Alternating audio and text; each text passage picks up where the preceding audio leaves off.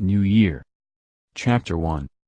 The ordinances about the New Years of the Jewish calendar, the messengers that were sent out from Jerusalem, and at which period of the year the world is divinely judged. Mishnah I. There are 4 New Year days, viz., the first of Nissan is New Year, for the ascension of kings, and for the regular rotation of festivals. 1. The first of Elul is New Year for the cattle tithe. 2. But according to our Eliezer and our Simeon, it is on the first of Tishrei. The first of Tishrei is New Year's Day, for ordinary years, and for Sabbatic years 3 and Jubilees, and also for the planting of trees 4 and for herbs.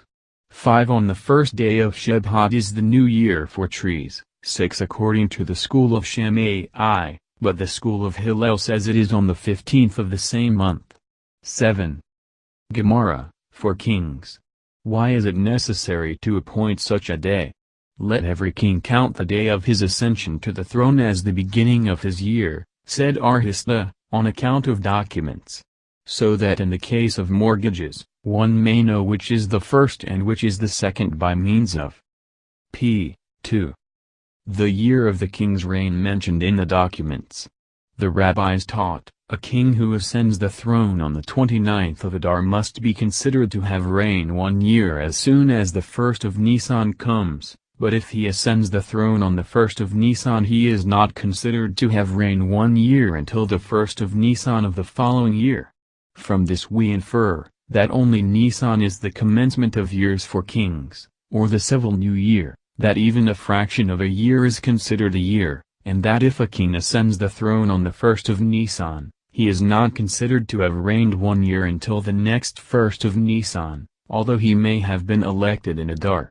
The Boratha teaches this lest one say that the year should be reckoned from the day of election, and therefore the king would begin his second year, on the first of Nissan following.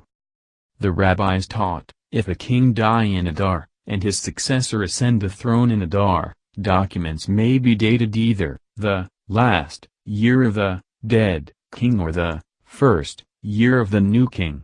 If a king die in Nissan, and his successor ascend the throne in Nissan, the same is the case.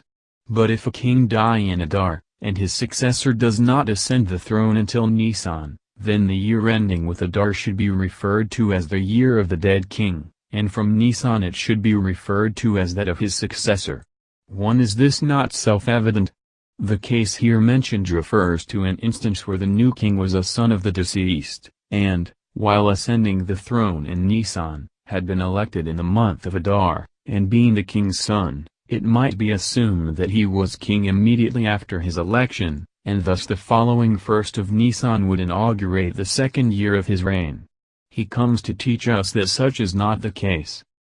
R. Johanan says, whence do we deduce that we reckon the commencement of years, for the reign of kings, only from Nissan? Because it is written, I Kings, vi. 1, and it came to pass in the 480th year after the going forth of the children of Israel out of the land of Egypt, in the 4th year of the month Ziv, which is the 2nd month of the reign of Solomon over Israel. Thus the scriptures establish an analogy between the reign of Solomon and the exodus from Egypt. As the exodus from Egypt is reckoned from Nissan. p. 3. So also is the reign of Solomon reckoned from Nissan. But how do we know that the exodus even should be reckoned from Nissan? Perhaps we should reckon it from Tishrei. This would be improper, for it is written, Num. 33. 38, and Aaron, the priest, went up into Mount Hor at the commandment of the Lord, and died there, in the 40th year after the children of Israel were come out of the land of Egypt, on the 1st day of the 5th month. And it is written, Dut. I. 3, and it came to pass in the 40th year, in the 11th month, on the 1st day of the month, Moses spake, etc. Since he mentions the 5th month, which is certainly Ab, and he speaks of Aaron's death as happening in the 40th year, and not the 41st year, it is clear that Tishrei is not the beginning of years, for kings. This argument would be correct as far as the former, Aaron's, case is concerned, for the text specifically mentions, 40 years after, the Exodus, but in the latter, Moses, case, how can we tell that the 40th year means from the Exodus? Perhaps it means the 40th year from the raising of the tabernacle in the wilderness.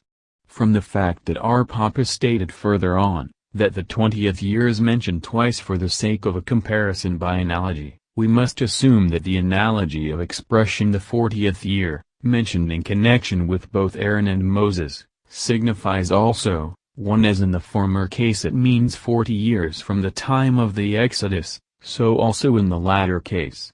But whence do we know that the incident that took place in the death of Aaron, happened before the speech of Moses, which is related as happening in Shabbat? Perhaps the Shabbat incident happened first. It is not reasonable to suppose this, for it is written, for, after he had slain Sihon the king of the Amorites, and when Aaron died Sihon was still living. Thus it is written, Num. 21:1, and the Canaanite, the king of Arad, heard. What did he hear? He heard that Aaron was dead, and that the clouds of glory had departed, and he thought that a sign that permission was given from heaven to fight against Israel. 2. How can we make any such comparison? In the one place it speaks of the Canaanite. p. 4. And in the other of Sihon. We have learned in Aburatha that Sihon, Arad, and the Canaanite are identical. This opinion of our Johanan is quite correct, for we find that Aburatha quotes all the verses that he quotes here, and arrives at the same conclusion. Arhasta says, the rule of the Mishnah that the year of the kings begins with Nissan refers to the kings of Israel only, but for the kings of other nations it commences from Tishrei. As it is said, Net. 1, the words of Nehemiah, the son of Hakaliah. And it came to pass in the month of Kislev, in the 20th year, etc. And it is written, Ibid. 2:1, and it came to pass in the month Nisan, in the 20th year of Artaxerxes the king, etc. Since Hanani stood before Nehemiah in Kislev, and the Bible speaks of it as the 20th year, and since Nehemiah stood before the king in Nisan, and the text calls it also the 20th year, it is clear that the new year, for the non-Jewish king, Artaxerxes, is not in Nisan, or in the latter case he would have spoken of the 21st year. This would be correct as far as the latter quotation is concerned, for it specifically mentions Artaxerxes, but in the former verse how do we know that it refers to Artaxerxes? Perhaps it refers to another event altogether. Says our Papa, since in the first passage we read the 20th year and in the second we read the 20th year, we may deduce by analogy that as in the one case Artaxerxes is meant, so is he meant also in the other. But how do we know that the event, recorded as having occurred in Kislev, and not the Nisan incident, happened first? This we know from Aburatha, where it reads, the same words which Hanani said to Nehemiah in Kislev, the latter repeated to the king in Nisan, as it is said, Net. 1:2, the words of Nehemiah, son of Hakaliah. And it came to pass in the month of Kislev, in the 20th year, as I was in Shushan the capital, that Hanani, one of my brethren came, and certain men of Judah. And the gates thereof are burned with fire. And it also said, Net. 2:1-6, and it came to pass in the month of Nisan, in the 20th year of Artaxerxes the king, that wine was before him. So it pleased the king to send me, and I set him a time. R. Joseph raised an objection. It is written, Haggai 2:10, in the 24th day of the 6th month, in the 2nd year of Darius. And it is also written, Ibid. In the 2nd year, in the 7th month, in the 21st. p. 5. Day of the month. 1. If the rule is that Tishrei, the 7th month, is the beginning of years for non-Jewish kings, should not the text read in the 3rd year of Darius instead of the 2nd year? Arau answered, Cyrus was a most upright king, and the Hebrews reckoned his years as they did those of the kings of Israel, beginning with Nisan.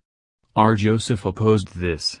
First, if that were so, there are texts that would contradict each other, For it is written, Ezra, vi. 15, and this house was finished on the 3rd day of the month Adar, which was in the 6th year of the reign of Darius the king. And we have learned in Aboratha, at the same time in the following year Ezra and the children of the captivity went up from Babylon, and the Bible says about this, Ezra, 7. 8, and he came to Jerusalem in the 5th month in the 7th year of the king. But if the rule is, that for Cyrus the year began with Nissan and not Tishrei, should not the text say the 8th year, since the 1st day of Nissan, the beginning of another year, intervenes between the 3rd of Adar and the month of Ab? Secondly, how can these texts be compared? In the one place it speaks of Cyrus, and in the other of Darius. We have learned in Aboratha that Darius, Cyrus, and Artaxerxes are all one and the same person. And for festivals, do then the festivals commence on the 1st of Nisan? Do they not begin on the 15th of that month? Arhista answered, the Mishnah means that Nisan is the month that contains that festival which is called the New Year for festivals, viz., Passover. What difference does it make, in practice? It makes a difference to one who has made a vow, because through this festival he becomes culpable of breaking the law, thou shalt not slack to pay. 2. And this is according to the opinion of R. Simeon, who says, that, before one is guilty of delay, the 3 festivals must have passed by in their regular order, with Passover as the first of the 3. Thus was also the dictum of R. Simeon ben Jachai, who stated that the law against procrastination, p. 6, may be violated at times only when 5 festivals had passed by in their regular order, at other times when 4, and again when 3 festivals had passed, that is, if the vow was made before the Feast of Pentecost he becomes guilty of procrastination only when Pentecost, Tabernacles, Passover, and again Pentecost and Tabernacles had passed by. If the vow was made before Tabernacles then he becomes guilty. The rabbis taught, as soon as 3 festivals have passed by and the following duties, or vows, have not been fulfilled one is guilty of procrastination, and these are, the vow of one who says, I will give the worth of myself, to the sanctuary, or, I will give what I am estimated to be worth, in accordance with Lev. 27, or the vow concerning objects, the use of which one has forsworn, or which one has consecrated, to the sanctuary, or sin offerings, guilt offerings, burnt offerings, peace offerings, charity, tithes, the firstings, the paschal offerings, the gleanings of the field, that which is forgotten to be gathered in the field, the produce of the corner of the field. 1 R. Simeon says, the festivals must pass by in their regular order, with Passover as the first. And R. Meir says, as soon as even one festival has elapsed and the vow has not been kept the law is infringed. R. Eliezer ben Jacob says, as soon as 2 festivals have elapsed the law is infringed, but R. Eliezer ben Simeon says, only the passing of the Feast of Tabernacles causes the infringement of the law, whether or not any other festivals have passed by between the making and the fulfilling of the vow. What is the reason of the first Dana? Since in Dut. 16, the text has been speaking of the 3 festivals, why does it repeat, on the Feast of Unleavened Bread, on the Feast of Weeks, and on the Feast of Tabernacles? This signifies that when Tabernacles, Passover, Pentecost, and again Tabernacles had passed, but if the vow was made before Passover, then the man becomes guilty if he allows the 3 festivals to pass by in their regular order. Infer from this that the festivals must pass in the order just mentioned before one is guilty of procrastination. R. Simeon says, it was not necessary to repeat on the Feast of Tabernacles, because the text was speaking of that festival, when it mentioned the names of the 3 festivals. Why, then, does it repeat it? To teach us that Tabernacles shall be the last of the 3 festivals. R. Meir. p. 7. Arrives at his opinion because it is mentioned of each festival thou shalt come there, to Jerusalem, and ye shall bring there, your vows, and this being said of each festival, If one elapses and the vow is not brought, then the law against delay is infringed. The reason of our Eliezer ben Jacob is, that the passage, Num. 29:39, runs, "These shall ye offer to the Lord on your appointed feasts," and the minimum of the plural word feasts is 2. On what does our Eliezer b. Simeon base his opinion? We have learned in the following Boratha, the Feast of Tabernacles should not have been mentioned in Dut. 16:16, since the preceding passages of that chapter were treating of that feast. Why, then, was it mentioned? To indicate that that particular feast, Tabernacles, is the one that causes the infringement of the law. What do our Amir and our Eliezer ben Jacob deduce from the superfluous passage on the Feast of Unleavened Bread, on the Feast of Weeks, and on the Feast of Tabernacles? They use this verse, according to our Eliezer, who says in the name of our Oshia, who said, "Whence do we know that the law of compensation 1 applies to the Feast of Weeks, although the feast is only 1 day?" For this very reason the Bible repeats the 3 festivals, and he institutes a comparison between Pentecost and Passover, and as the law of compensation applies to Passover for 7 days, so also does it apply to Pentecost for 7 days. Why, then, do the Scriptures find it necessary to repeat the words, "in the Feast of Tabernacles"? To compare it with the Feast of Passover, as during Passover it was obligatory to stay overnight in Jerusalem, so was it also necessary during the Feast of Tabernacles. But how do we know that it was obligatory during the Feast of Unleavened Bread? It is written, Dut. 16:7, "Thou shalt turn in the morning, after staying overnight, and go unto thy tents." Whence do we deduce this? The rabbis taught, it is written, Dut. 23:22, "When thou shalt vow unto the Lord thy God, thou shalt not delay to pay it." Perhaps these words only apply to a vow. How do we know that they may also be applied to a voluntary offering? In the passage just quoted we read vow, and in another place, Lev. 7:16, we find "but if the sacrifice of his offering be a vow or a voluntary offering." p. 8. As in the latter instance the voluntary offering is included, so is also the former, "unto the Lord thy God," that is, offerings expressed by "I will give the value of myself," etc., and other objects mentioned above, "thou shalt not slack to pay it," that is, the object promised must be given and not anything in exchange for it, for he will surely require it, that is, the sin, guilt, burnt, and peace offerings, "the Lord thy God." These words refer to offerings of charity, tithes, and firstlings, of thee. This refers to the gleanings, that which is forgotten in the field and the produce of the corner of the field, and it would be sin in thee, that is, in thee and not in thy sacrifice, which is not thereby invalidated. The rabbis taught, it is written, Dut.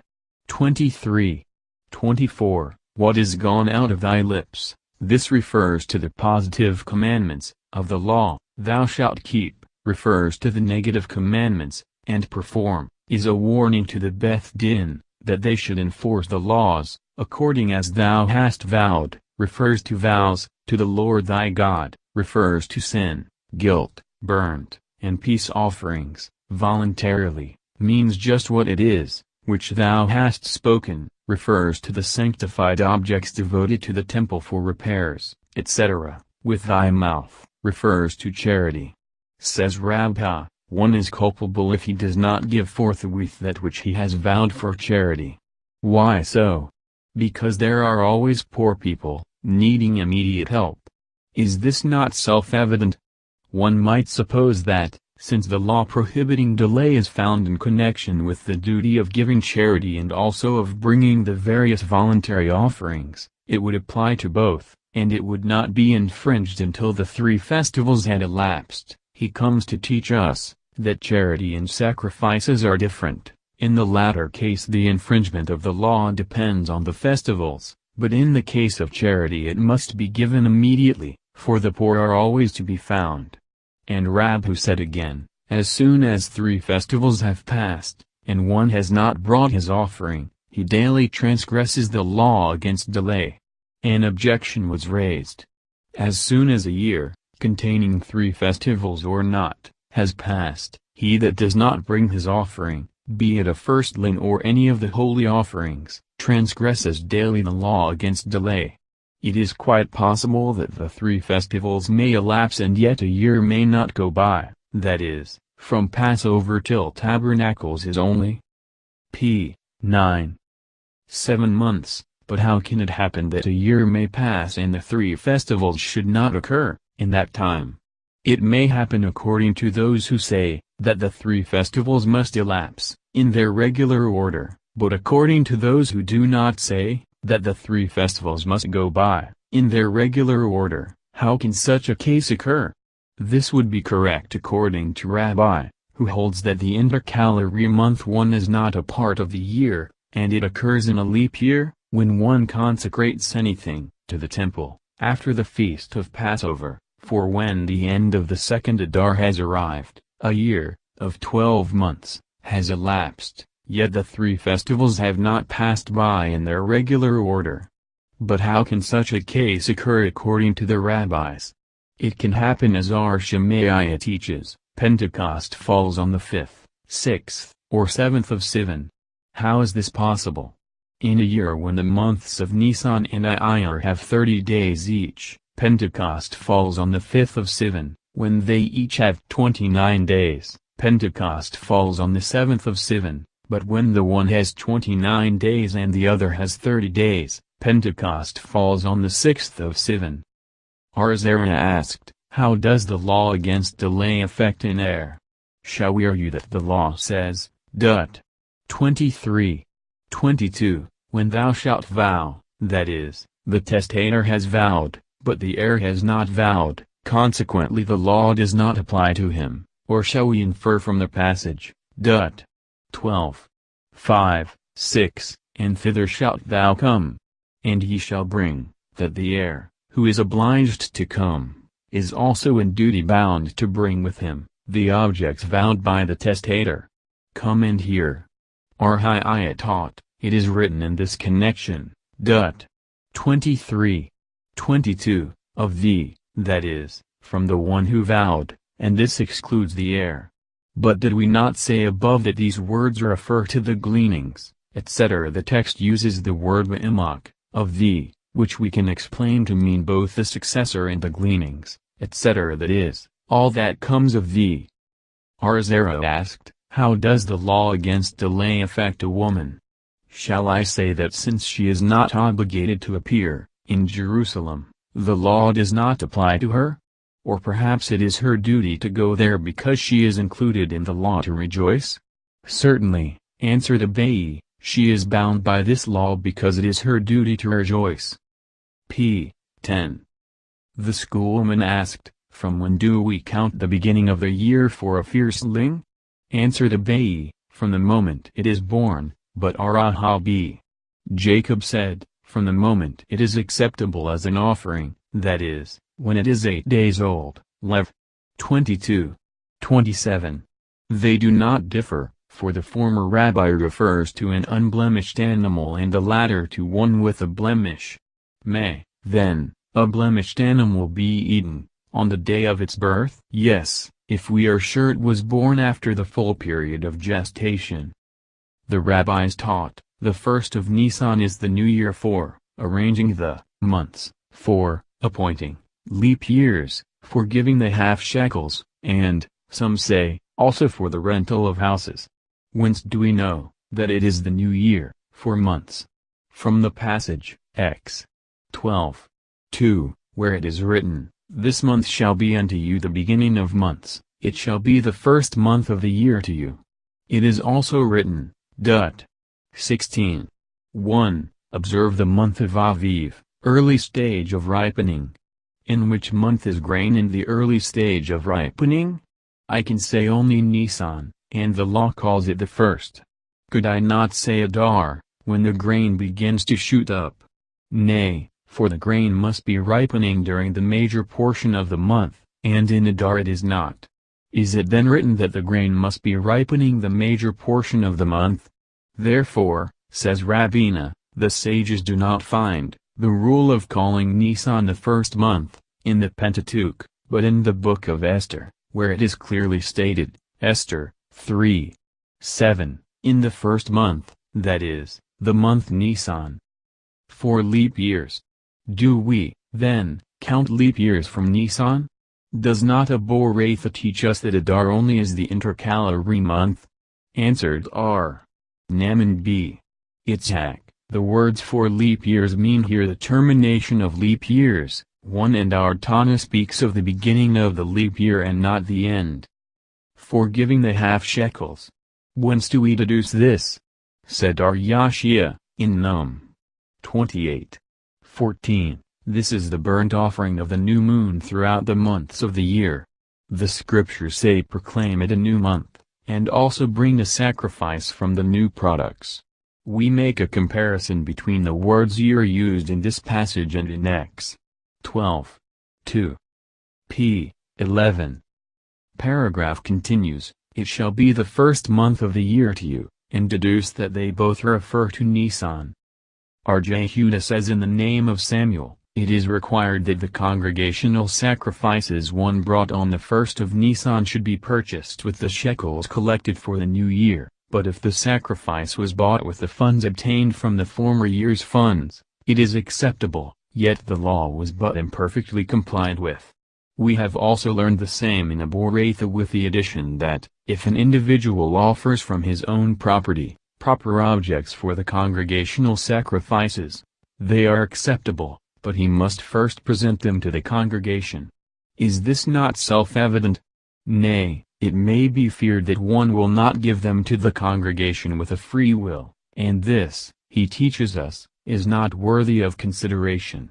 And the reason that our Tana does not mention that Nissan is a new year for the giving of shekels also, is because it is said above that if one has brought an offering, from the old funds, he has done his duty, therefore he could not make Nissan absolutely binding as a new year for the sacrifices. It is said above, and some say also for the rental of houses. The rabbis taught, he who lets a house to another for a year, should count the year as 12 months from day to day, but if the lessee says, I rent this house for this year, even if the transaction takes place on the 1st of Adar, as soon as the 1st of Nissan arrives, the year of rental has expired. Can you not say Tishrei is the beginning of the year for such transactions? Nay, it is generally understood that if a man rents a house in the autumn he rents it for the whole of the rainy season, winter. And the Tana of the first part of the above Boraitha, who does not fix Nissan as the month for rentals, and also our Tana both are of the opinion that in Nissan, too, bad weather sometimes prevails, and therefore Nissan and Tishrei are alike in this respect. On the 1st of Elul is the new year for the cattle tithes. According to whose opinion is this? Says R. Joseph, it is according to Rabbi's own opinion which he formed in accordance with the opinions of different Tanaim. With regard to the festivals he holds with R. Simeon, and with regard to the cattle tithe he holds to the opinion of R. Meir. If that is so, are there not p. 12. 5 beginnings of years instead of 4? Rabban answered that the Mishnah mentioned only the 4, which are not disputed by anyone. According to R. Meir there are 4, if that for the festivals be excluded, and according to R. Simeon there are 4, if that for the cattle tithes be excluded. R. Naaman bar Itzhak, however, says, no such explanation is needed. The Mishnah means that there are 4 months, in which there are, or may be, many beginnings of years. According to R. Eliezer and R. Simeon it is on the 1st of Tishrei. R. Johanan says, both of them deduce their opinion by various interpretations of the same scriptural passage. It is written, Psalms, LXV 14, the meadows are clothed with flocks, the valleys also are covered with corn, men shout for joy, they also sing. R. Meir thinks, this is the interpretation of these words, when are the meadows clothed with flocks? At the season when the valleys are covered with corn. And when are the valleys covered with corn? About the time of Adar. The flocks conceive in Adar and produce their young in Ab, consequently the beginning of the year, for the cattle tithe, is Elul. Our Eliezer and our Simeon, however, say, when are the meadows clothed with flocks? At the season when they shout and sing. When do the ears of corn seem to send up a hymn of praise? In Nissan. Now, the sheep conceive in Nissan and produce in Elul, consequently the beginning of the year, for their tithe, is Tishrei. But Rabhu says, all agree that only Adar is the time when the meadows are clothed with flocks, and the valleys are covered with corn. But they differ about this passage. 14:22 Thou shalt truly tithe, literally, thou shalt tithe in tithing, and we see that the text here speaks of two tithes, viz., of cattle and of grain. Our Amir thinks that the following comparison may be instituted between the two, just as the tithe of grain must be given in the month nearest to the time it is reaped, so that of cattle must be given in the month nearest to the one in which they are born, Elul. Our Eliezer and our Simeon, however, are of the opinion that another comparison may be instituted between these tithes, viz., just as the beginning of the year for giving the tithe of grain is Tishrei, so also is Tishrei for that of cattle. The first of Tishrei is the New Year's Day for ordinary years. For what purpose is this rule? Answers are Zera, to determine the equinoxes and solstices, and this agrees with the opinion of our Eliezer, who says that the world was created. p. 13.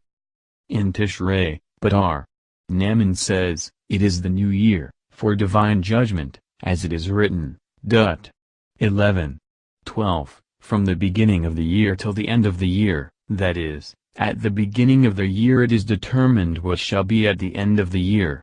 But whence do we know that this means Tishrei? It is written, Psalms, 3, blow on the new moon the cornet at the time when it, the new moon, is hidden one on our solemn feast day. What feast is it on which the moon is hidden? We can only say Rosh Hashanah, New Year's Day, and of this day it is written, Ibid. v. 4, for it is a statute unto Israel, a judgment day, for the God of Jacob.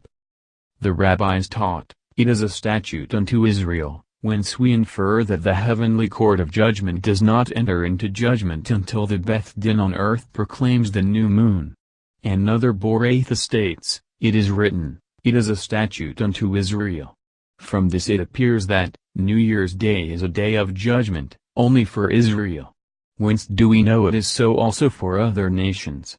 Therefore it is written, it is the day of judgment of the God of Jacob, the universal God. Why, then, is Israel mentioned? To inform us that Israel comes in for judgment first.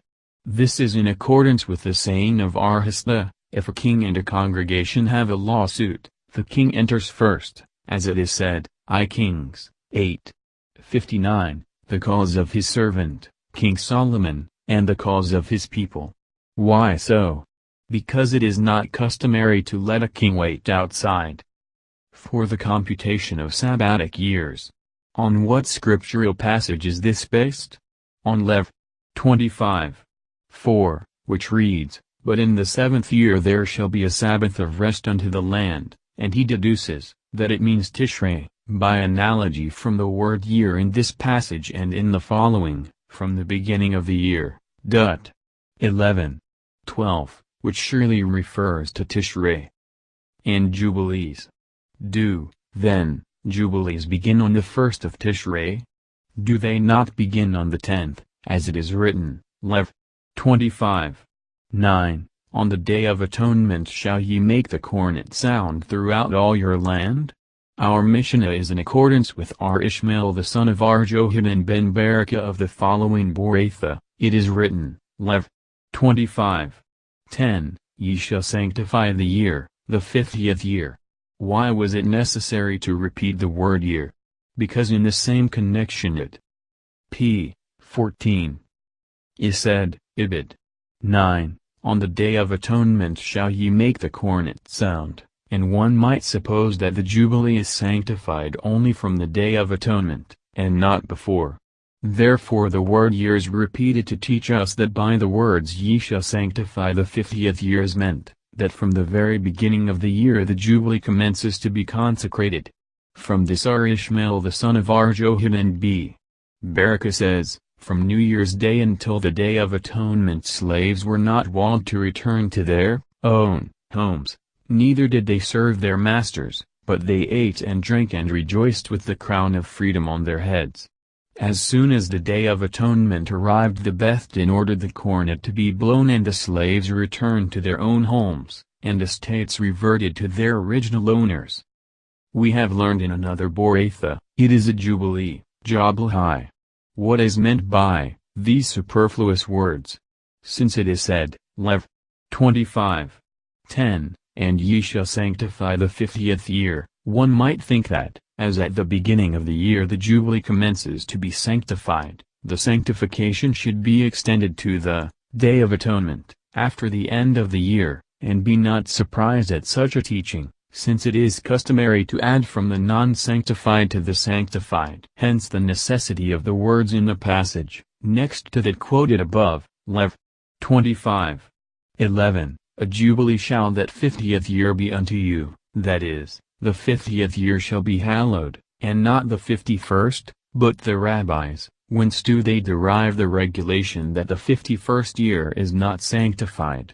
Because it is plainly written the 50th year and not the 51st. This excludes the opinion of R. J. Huda, who holds that the Jubilee year is added at the beginning and end. 1. The rabbis taught Jubilee, it is a Jubilee, even if the people have not relinquished their debts, even if the cornet is not sounded, shall we also say even if slaves are not released? Hence the word high is used, to indicate that only when the slaves are released it is a Jubilee, so says R. J. Huda. R. Jose says, it is a Jubilee, even if debts are not relinquished and slaves are not released, shall we also say even if the cornet is not sounded? Hence the word high is used, and means the sounding of the cornet. Since one passage includes all that is prescribed, and the other p. 15. Passage exempts certain regulations, why should we say it is a Jubilee even if they have not released slaves, but that it is not a Jubilee if they failed to sound the cornet? Because it is possible that sometimes a Jubilee may occur, and yet there are no Hebrew slaves to release, but a Jubilee can never occur without the sounding of the cornet, for a cornet can always be found. Another explanation is, that, the sounding of the cornet is the duty of the Beth Din, and it will never fail to perform it, while the releasing of slaves is the duty of the individual, and we cannot be sure that he will perform it. Is not the first explanation satisfactory, that he gives this additional explanation? It may not be satisfactory to some who might say, that it is impossible that not one Hebrew slave should be found somewhere to be released. Therefore, the Boratha adds, that the blowing of the cornet is the duty of the Beth Din, and they will not fail to perform it. R. B. Abba, however, said in the name of R. Johanan, the foregoing are the words of R. J. Huda and R. Jose, but the masters hold that all three conditions may prevent the fulfillment of the law, because they hold that the word high, Lev. 25:10, should be explained as to the subject mentioned in the passage in which it occurs, and in the preceding and the following passages also, and in the passage immediately following the highest said, fields reverted to their original owners. This, then, also constitutes one of the three conditions. But is it not written, a Jubilee, which certainly means to add something not mentioned previously? This additional word refers to the lands outside of Palestine, where the Jubilee must also be enforced. If so, what then is the intent of the words throughout the land? They lead us to infer, that at the time when, under a Jewish government, liberty is proclaimed throughout the land, Palestine, it should be proclaimed outside the land, but if it is not proclaimed in the land, it need not be proclaimed outside the land. And also for the planting of trees. Whence do we deduce this? From Lev. 19:23, where it is written, 3 years shall it be as uncircumcised, and also, Ibid. 24, but in the 4th year. We compare the term year used here with that of Dut. 11:12, from the beginning of the year, and deduce by analogy that they both mean Tishrei. The rabbis taught, for one who plants, slips or grafts, trees, in the 6th year, the year before the Sabbatic year, 30 days. p. 16. Before the New Year's Day, as soon as the 1st of Tishrei arrives, a year is considered to have passed, and he is permitted to use, during the Sabbatic year, the fruits they may produce, but less than 30 days are not to be considered a year, and the fruits may not be used, but are prohibited until the 15th of Shebhat, whether it be because they come under the category of uncircumcised or under the category of 4th-year planting. Lev. 19:23-24. Whence do we deduce this? Arhiah bar Abba said in the name of Arjohanan or Arjanai, the verse says, Lev. 19:24-25, and in the 4th year. And in the 5th year, that is, it may happen that in the 4th year, from the planting, the fruit is prohibited because it is still uncircumcised, and in the 5th year, from the planting, because it is still the product of the 4th year. We have learned, our Eliezer says, in Tishrei the world was created, the patriarchs Abraham and Jacob were born and died, Isaac was born on the Passover, on New Year's Day Sarah, Rachel, and Hannah were visited with the blessing of children, Joseph was released from prison, and the bondage of our fathers in Egypt ceased, in Nissan our ancestors were redeemed from Egypt, and in Tishrei we shall again be redeemed. Our Jehoshua says, in Nissan the world was created, and in the same month the patriarchs were born, and in Nissan they also died, Isaac was born on the Passover, on New Year's Day Sarah, Rachel, and Hannah were visited, Joseph was released from prison, and the bondage of our fathers in Egypt ceased. In Nissan our ancestors were redeemed from Egypt, and in the same month we shall again be redeemed. We have learned in Aboratha or Eliezer says, whence do we know that the world was created in Tishrei? From the scriptural verse, in which it is written, General Lie. 11, and God said, let the earth bring forth grass, the herb yielding seed, and the fruit tree, etc. In what month does the earth bring forth grass, and at the same time the trees are full of fruit? Let us say Tishrei, and that time of the year, mentioned in Genesis, was the autumn, the rain descended and the fruits flourished, as it is written, General 2:6, but there went up a mist from the earth, etc. Our Jehoshua says, whence do we know that the world was created in Nissan? From the scriptural verse, in which it is written, General Lie. 12, and the earth brought forth grass, and herb yielding seed, and the tree yielding fruit, etc. In which month is the earth covered with grass, and at the same p. 17 time, the trees bring forth fruit? Let us say Nissan, and at that time animals, domestic and wild, and birds mate, as it is said, Psalms, LXV. 14, the meadows are clothed with flocks, etc. Further says Eliezer, whence do we know that the patriarchs were born in Tishrei? From the passage, I Kings, 8:2, and all the men of Israel assembled themselves unto King Solomon at the feast, in the month Ethanim, strong, which is the 7th month, that is, the month in which Ethanim, the strong ones of the earth, the patriarchs, were born. How do we know that the expression Ethan means strength? It is written, Num. 24:21, Ethan Mashabekah, strong is thy dwelling place, and it is also written, Micah, Vi. 2, hear ye, O mountains, the Lord's controversy, and, Ethanim, ye strong foundations, etc. Our Jehoshua, however, says, whence do we know that the patriarchs were born in Nissan? From I Kings Vi. 1, where it says, in the 4th year, in the month Ziv, glory, which is the 2nd month, etc., which means in that month in which the glorious ones of the earth, the patriarchs, were already born. Whether the patriarchs were born in Nissan or Tishrei, the day of their death occurred in the same month as that in which they were born, as it is written. 31. 2. Moses said, I am 120 years old today. The word today implies just this day my days and years are complete, for the Holy One, blessed be He, grants the righteous the fulfillment of the years of their life to the very month and day, as it is said, the number of thy days will I make full. X. 23. 26. Isaac was born in Nissan. Whence do we know this? It is written, General 18. 14. At the next festival I will return to thee, and Sarah will have a son. What festival was it when he said this? Shall I say it was Passover, and he referred to Pentecost?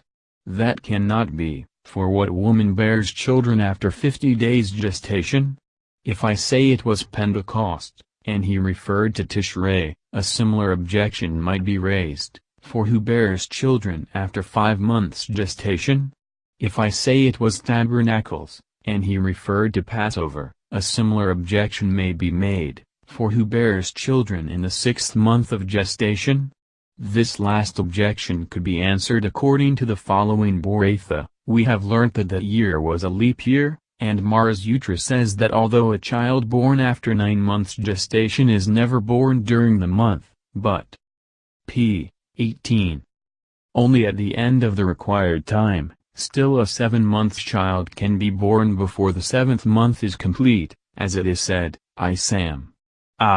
20. And it came to pass, li tikvath hayamim, when the time was come about, the minimum of tikvath 1 is 2 and of yamim is also 2, that is, after 6 months and 2 days gestation, childbirth is possible.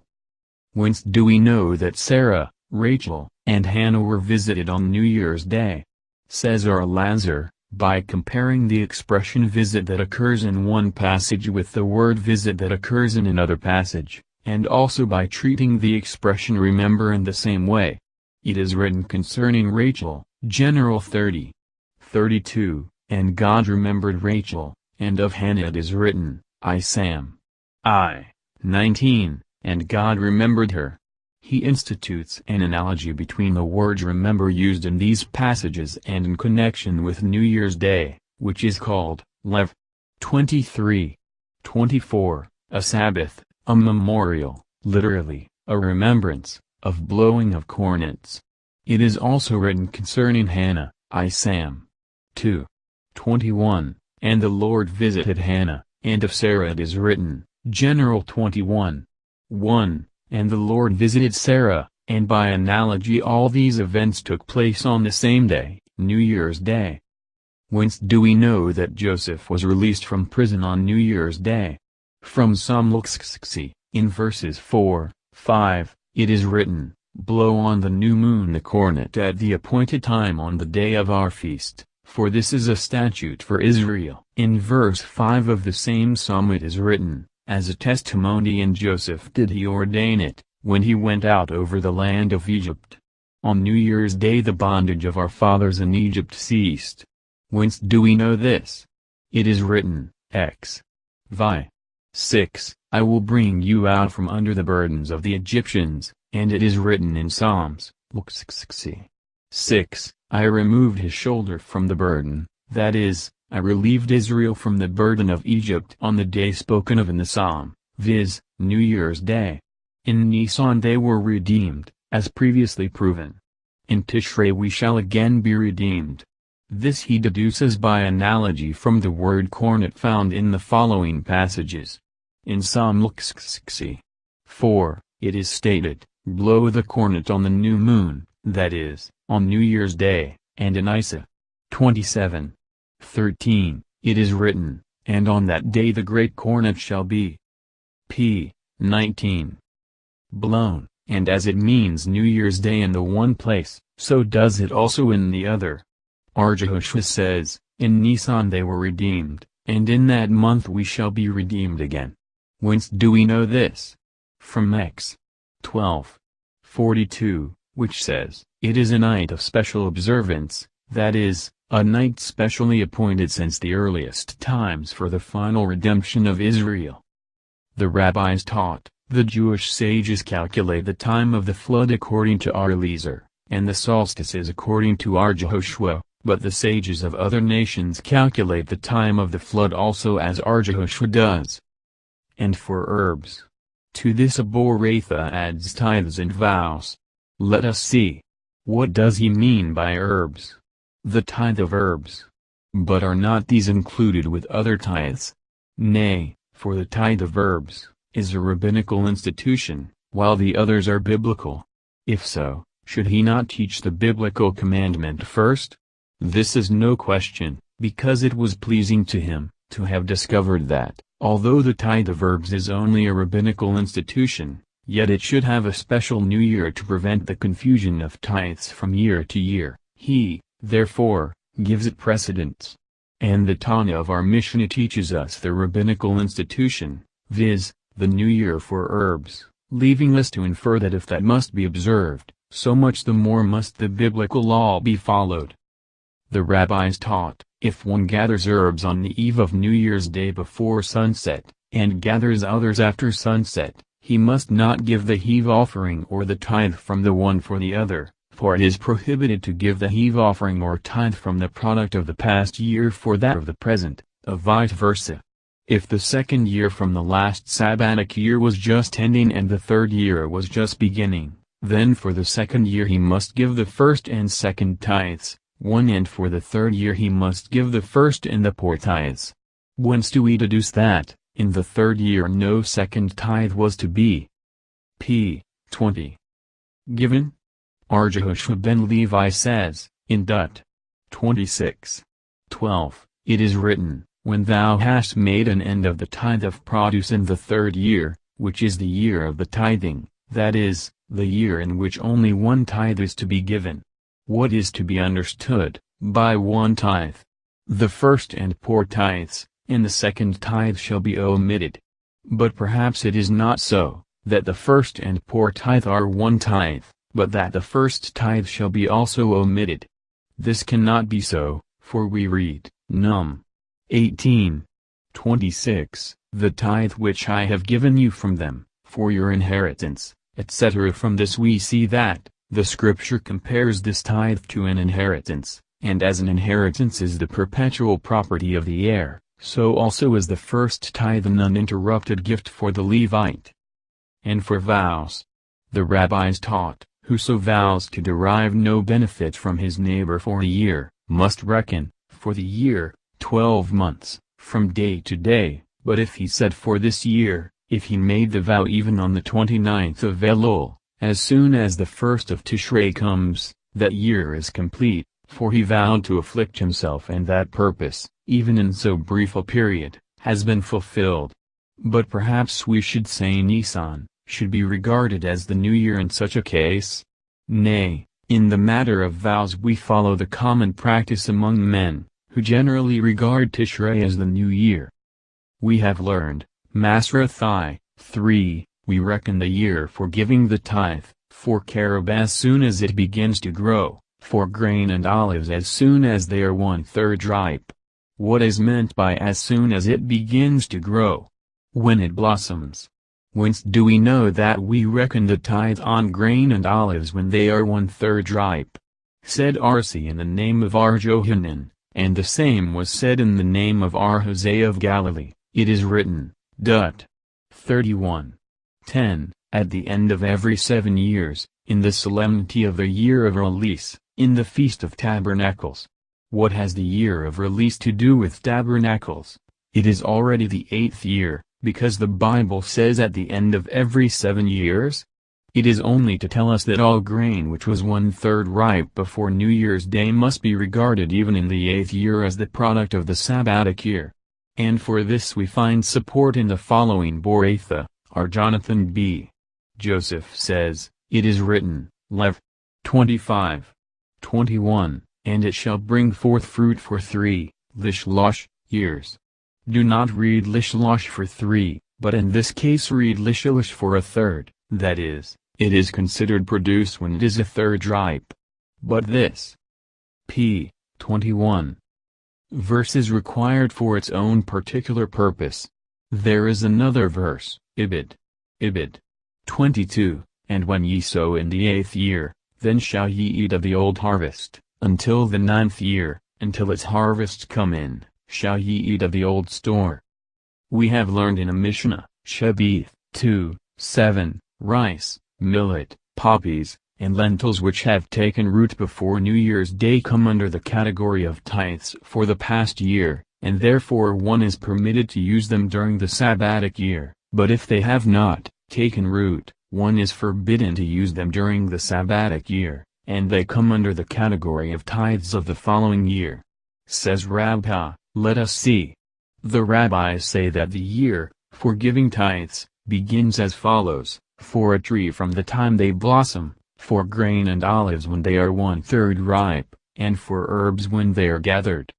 Now under which head are the above, rice, etc., classed? After consideration Rabbi remarked, since these do not all ripen simultaneously, but are gathered little by little, the rabbis are right when they say they are tithable from the time they take root. We have learned in Aboratha, our Hosea of Galilee says, it is written, Dut. 16:13, when thou hast gathered in thy corn and thy wine. We infer that as corn and wine, now being gathered, grow by means of the past year's rains, and are tithed as last year's, before New Year's Day, products, so every fruit that grows by the rain of last year is tithable as the last year's produce, but herbs do not come under this category, for they grow by means of the rains of the new year, and they are tithable in the coming year. Archiba, however, says that the words when thou hast gathered in thy corn and thy wine lead us to infer that as corn and grapes grow chiefly by means of rain, and are tithed as last year's products, so all things that grow chiefly by rain are tithed as belonging to the past year, but as herbs grow even by watering, they are tithed as the next year's products. In what case is this difference of opinion applicable? Said Aruha, in the cases of onions and Egyptian beans, for a Mishnah says, onions and Egyptian beans which have not been watered for 30 days before New Year's Day are tithed as last year's products, and are allowed to be used during the Sabbatic year, but if they have been watered, then they are prohibited during the Sabbatic year and are tithed as next year's products. On the 1st of Shabbat is the new year for trees. Why, p. 22. So?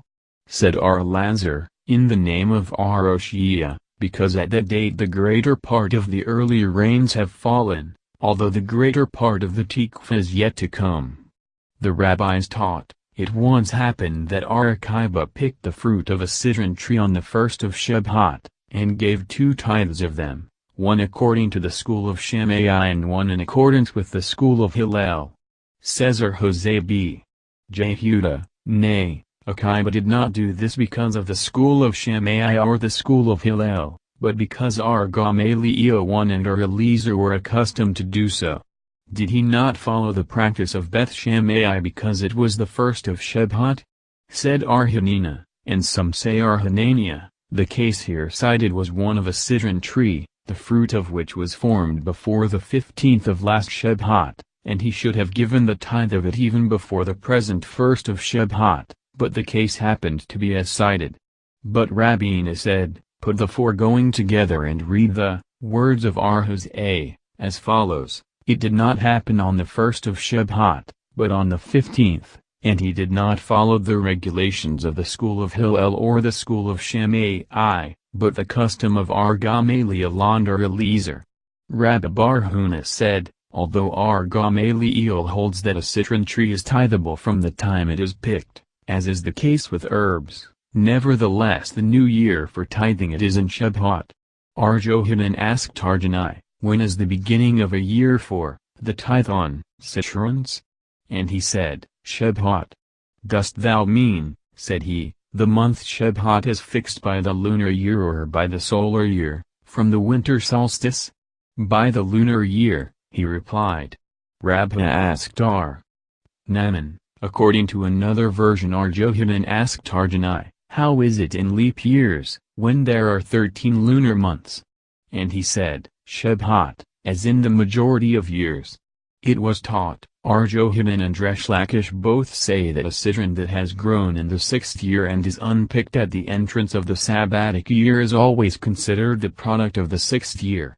When Rabban came, from Palestine, he said, in the name of Arjohanan, a citron that was as small as an olive in the 6th year, but grew to the size of a small loaf of bread during the Sabbatic year, if one used it without separating the tithe, he is culpable because of tittle. 2. p. 23. The rabbis taught, a tree whose fruits formed before the 15th of Shebhat must be tithed as the product of the past year, but if they formed after that, they are tithed during the coming year. Said Nehemiah, this applies to a tree that looks as if it bore 2 crops, that is, whose fruits do not ripen all at once, but at 2 times.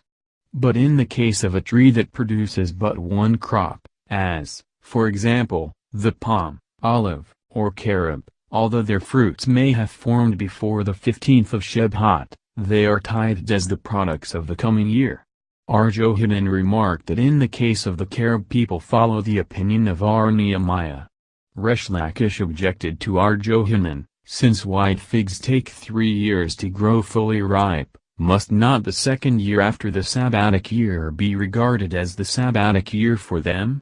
Arjohanan was silent. Abba the priest said to Arhosai the priest, I am surprised that Arjohanan should have accepted this query of Reshlakish without comment.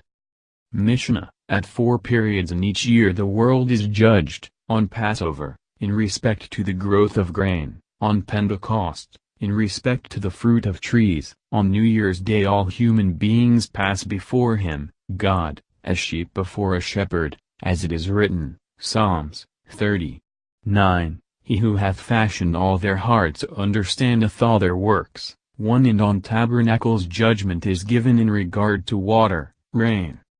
Gemara, what grain does the divine judgment affect on the Passover? Does it mean the grain now standing in the field, about to be reaped? At what time, then, were all the accidents that have happened to it until that time destined, by divine will? It does not mean standing grain, but that just sown. Shall we say that only one judgment is passed upon it? Have we learned in Aboratha, if an accident or injury befall grain before Passover it was decreed on the last Passover, but if it happen, to the same grain, after Passover, it was decreed on the immediately preceding Passover. If an accident or misfortune befall a man before the Day of Atonement, it was decreed on the previous Day of Atonement, but if it happened after the Day of Atonement it was decreed on the preceding Day of Atonement? Answered Rabba, learn from this that judgment is passed twice, in 1 year, before the sowing and before the reaping. Therefore said Abai, when a man sees that the p. 24. grain which ripens slowly is thriving, he should as soon as possible sow such grain as ripens quickly, in order that before the time of the next judgment it may already have begun to grow. With whose opinion does our Mishnah agree? Not with that of Armir, nor with that of Jehuda, nor with that of Hosea, nor with that of Nathan, nor with the teaching of the following Boratha. All are judged on New Year's Day, and the sentence is fixed on the Day of Atonement. So says Armir. Jehuda says all are judged on New Year's Day, but the sentence of each is confirmed each at its special time: at Passover for grain, at Pentecost for the fruit of trees, at tabernacles for rain, and man is judged on New Year's Day, and his sentence is confirmed on the Day of Atonement. Hosea says man is judged every day, as it is written, Job 7:18, Thou rememberest him every morning, and Nathan holds man is judged at all times, as it is written, Ibid, Thou trust him every moment. And if you should say that the Mishnah agrees with the opinion of Jehuda, and that by the expression judgment it means the confirmation of the decree, then there would be a difficulty about man.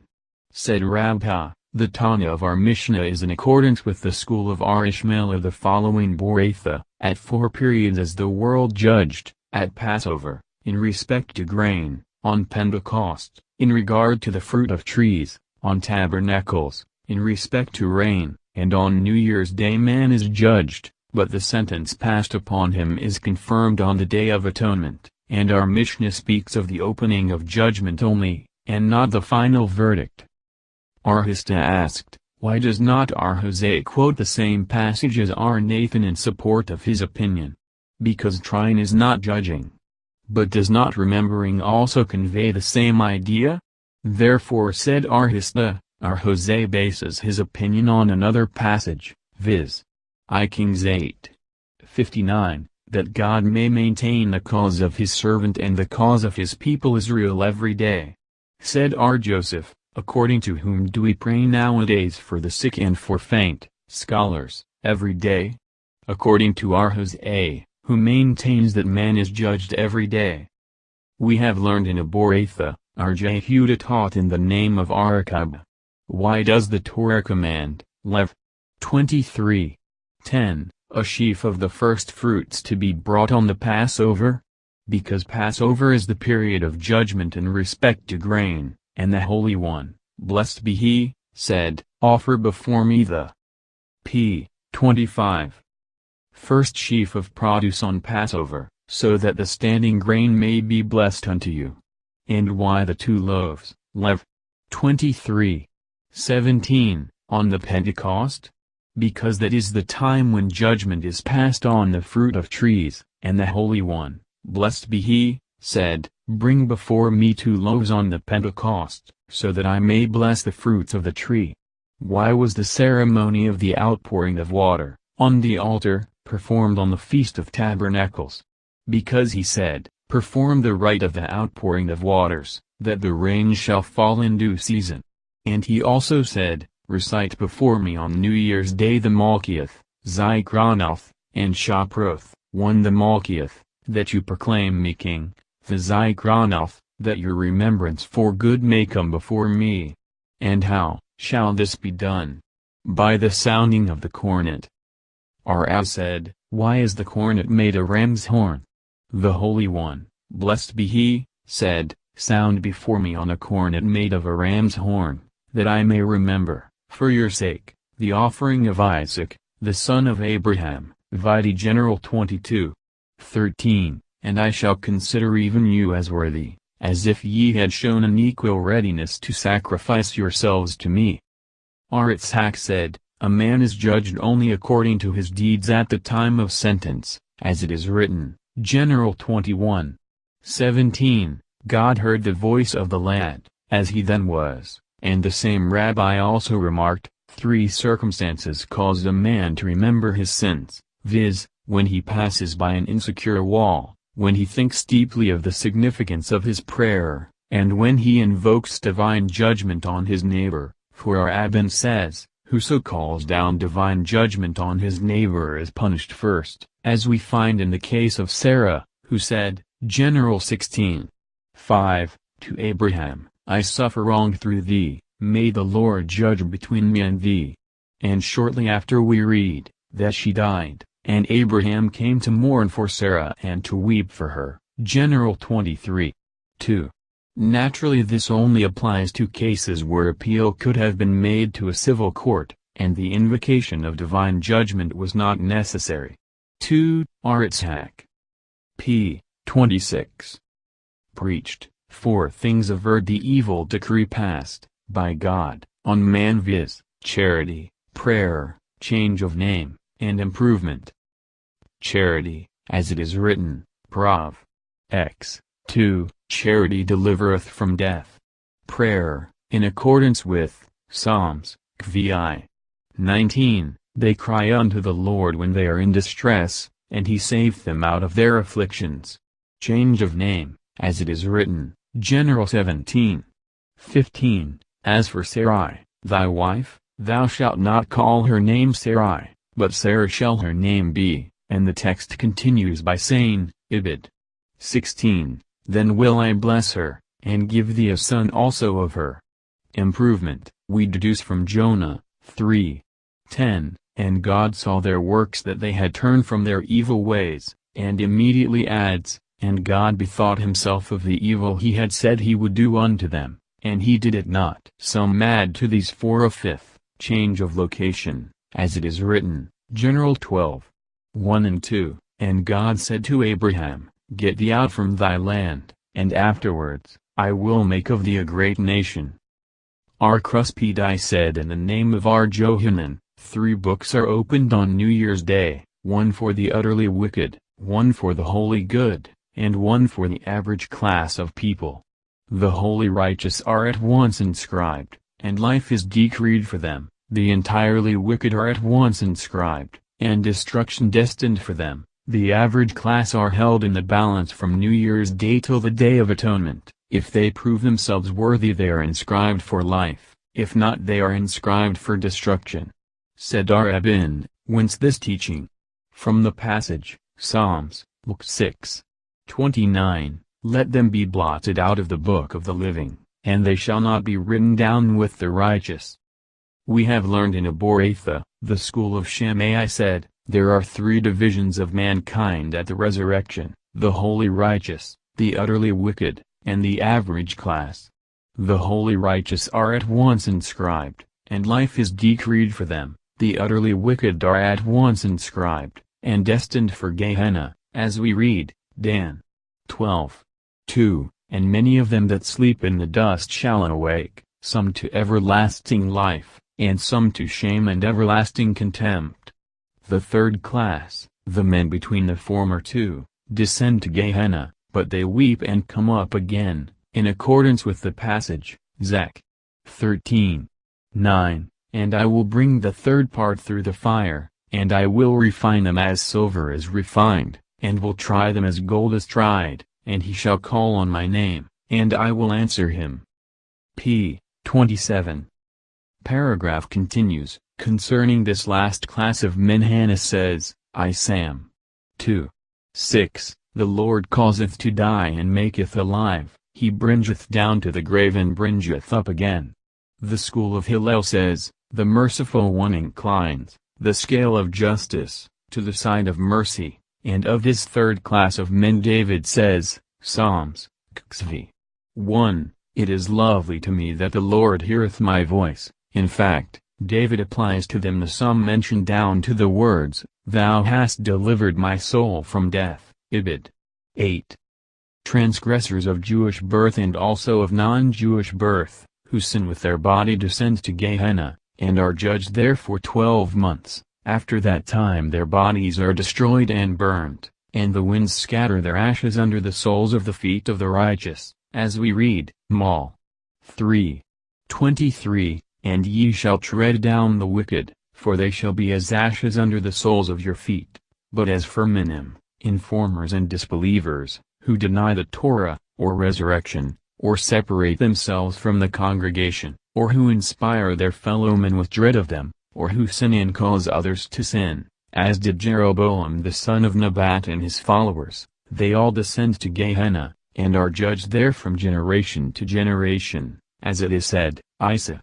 Luxvi 24, And they shall go forth and look upon the carcasses of the men who have transgressed against me, for their worm shall not die, neither shall their fire be quenched.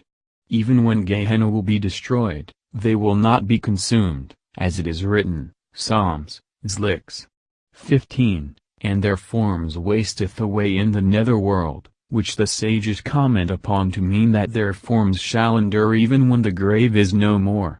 Concerning them Hannah says, I Sam 2:10, The adversaries of the Lord shall be broken to pieces.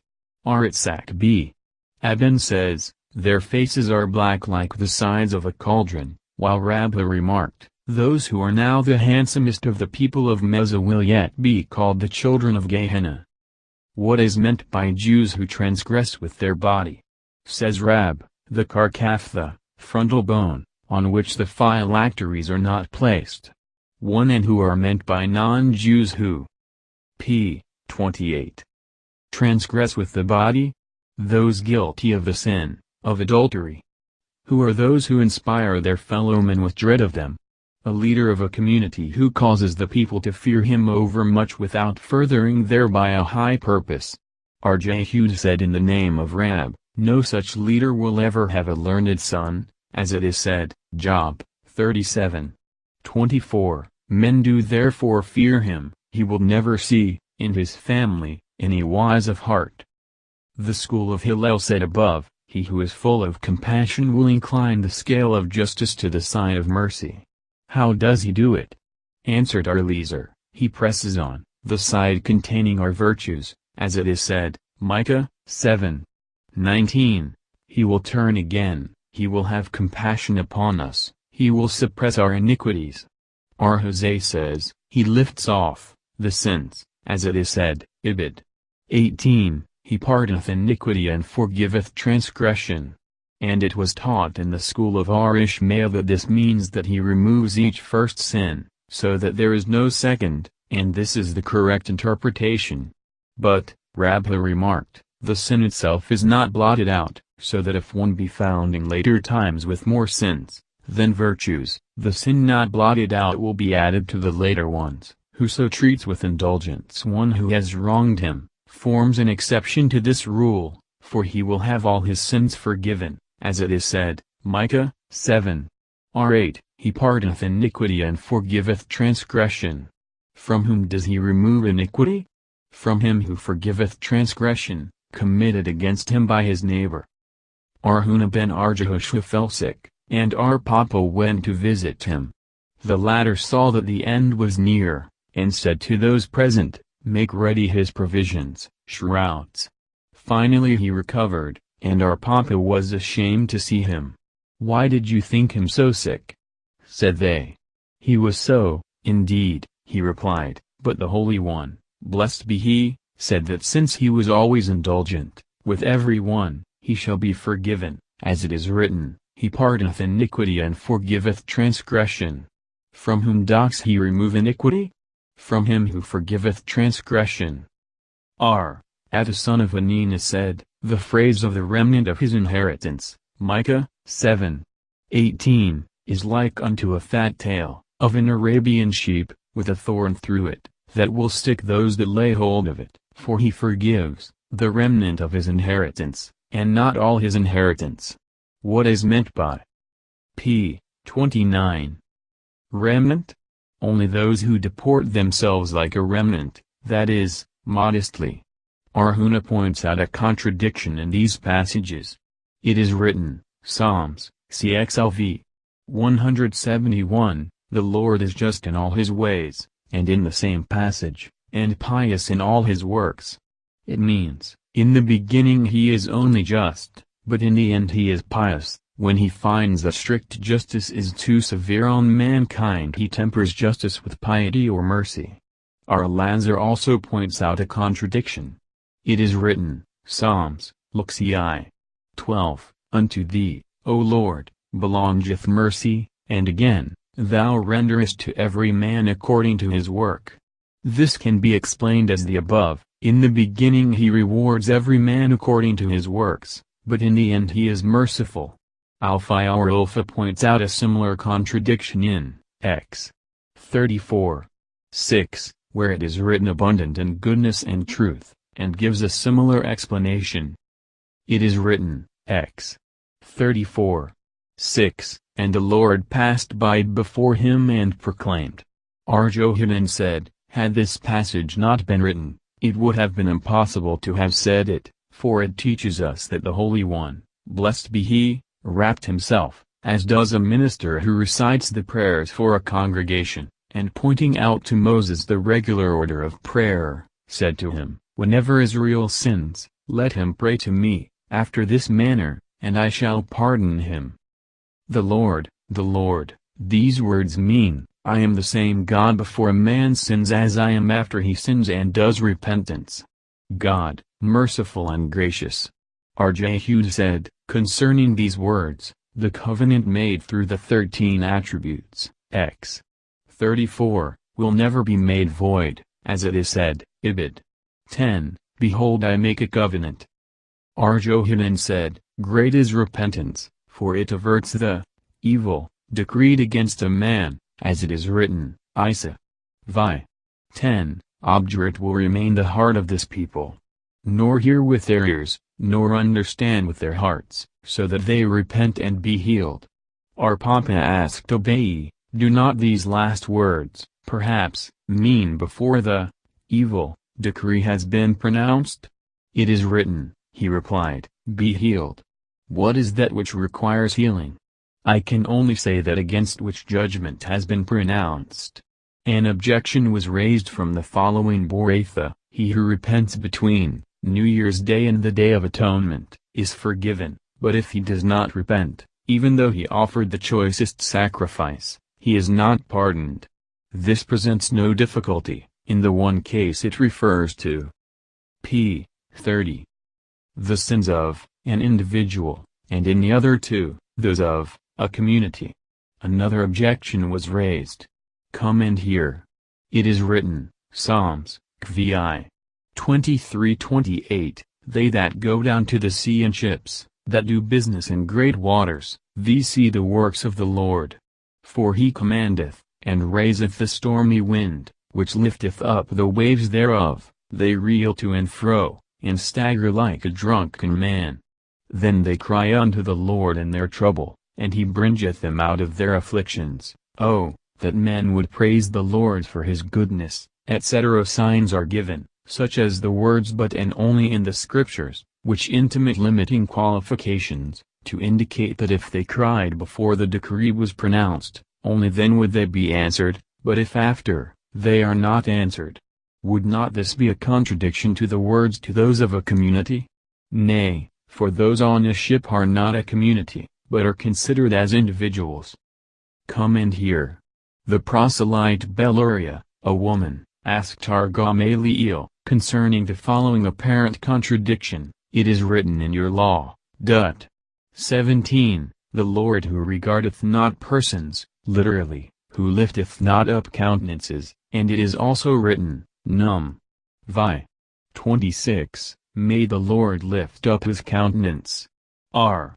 Hosea, the priest, joined her, and said to her, I will tell thee a parable. To what may this be compared? To one who lent money to his neighbor, and set a time for its repayment before the king, and, the borrower, swore by the king's life, to repay it on time. The time arrived, and he did not pay, and he came to appease the king. Said the king to him, I can forgive you only your offense against me, but I cannot forgive you your offense against your neighbor. Go and ask him to forgive you. So also here, in the one place it means sins committed by a man against himself, the Lord, but in the other it means sins committed by one man against another. As to the decree pronounced against an individual, the Tanaim differ, however, as we may see from the following Boratha, are mere used to say, of two who fall sick with the same sickness, and of two who enter a tribunal, for judgment, on similar charges, one may recover and one not, one may be acquitted and one condemned. Why should one recover and one not, and one be acquitted and one condemned? Because the one prayed and was answered, and one prayed and was not answered. Why should one be answered and the other not? The one prayed devoutly and was answered, the other did not pray. P. 31.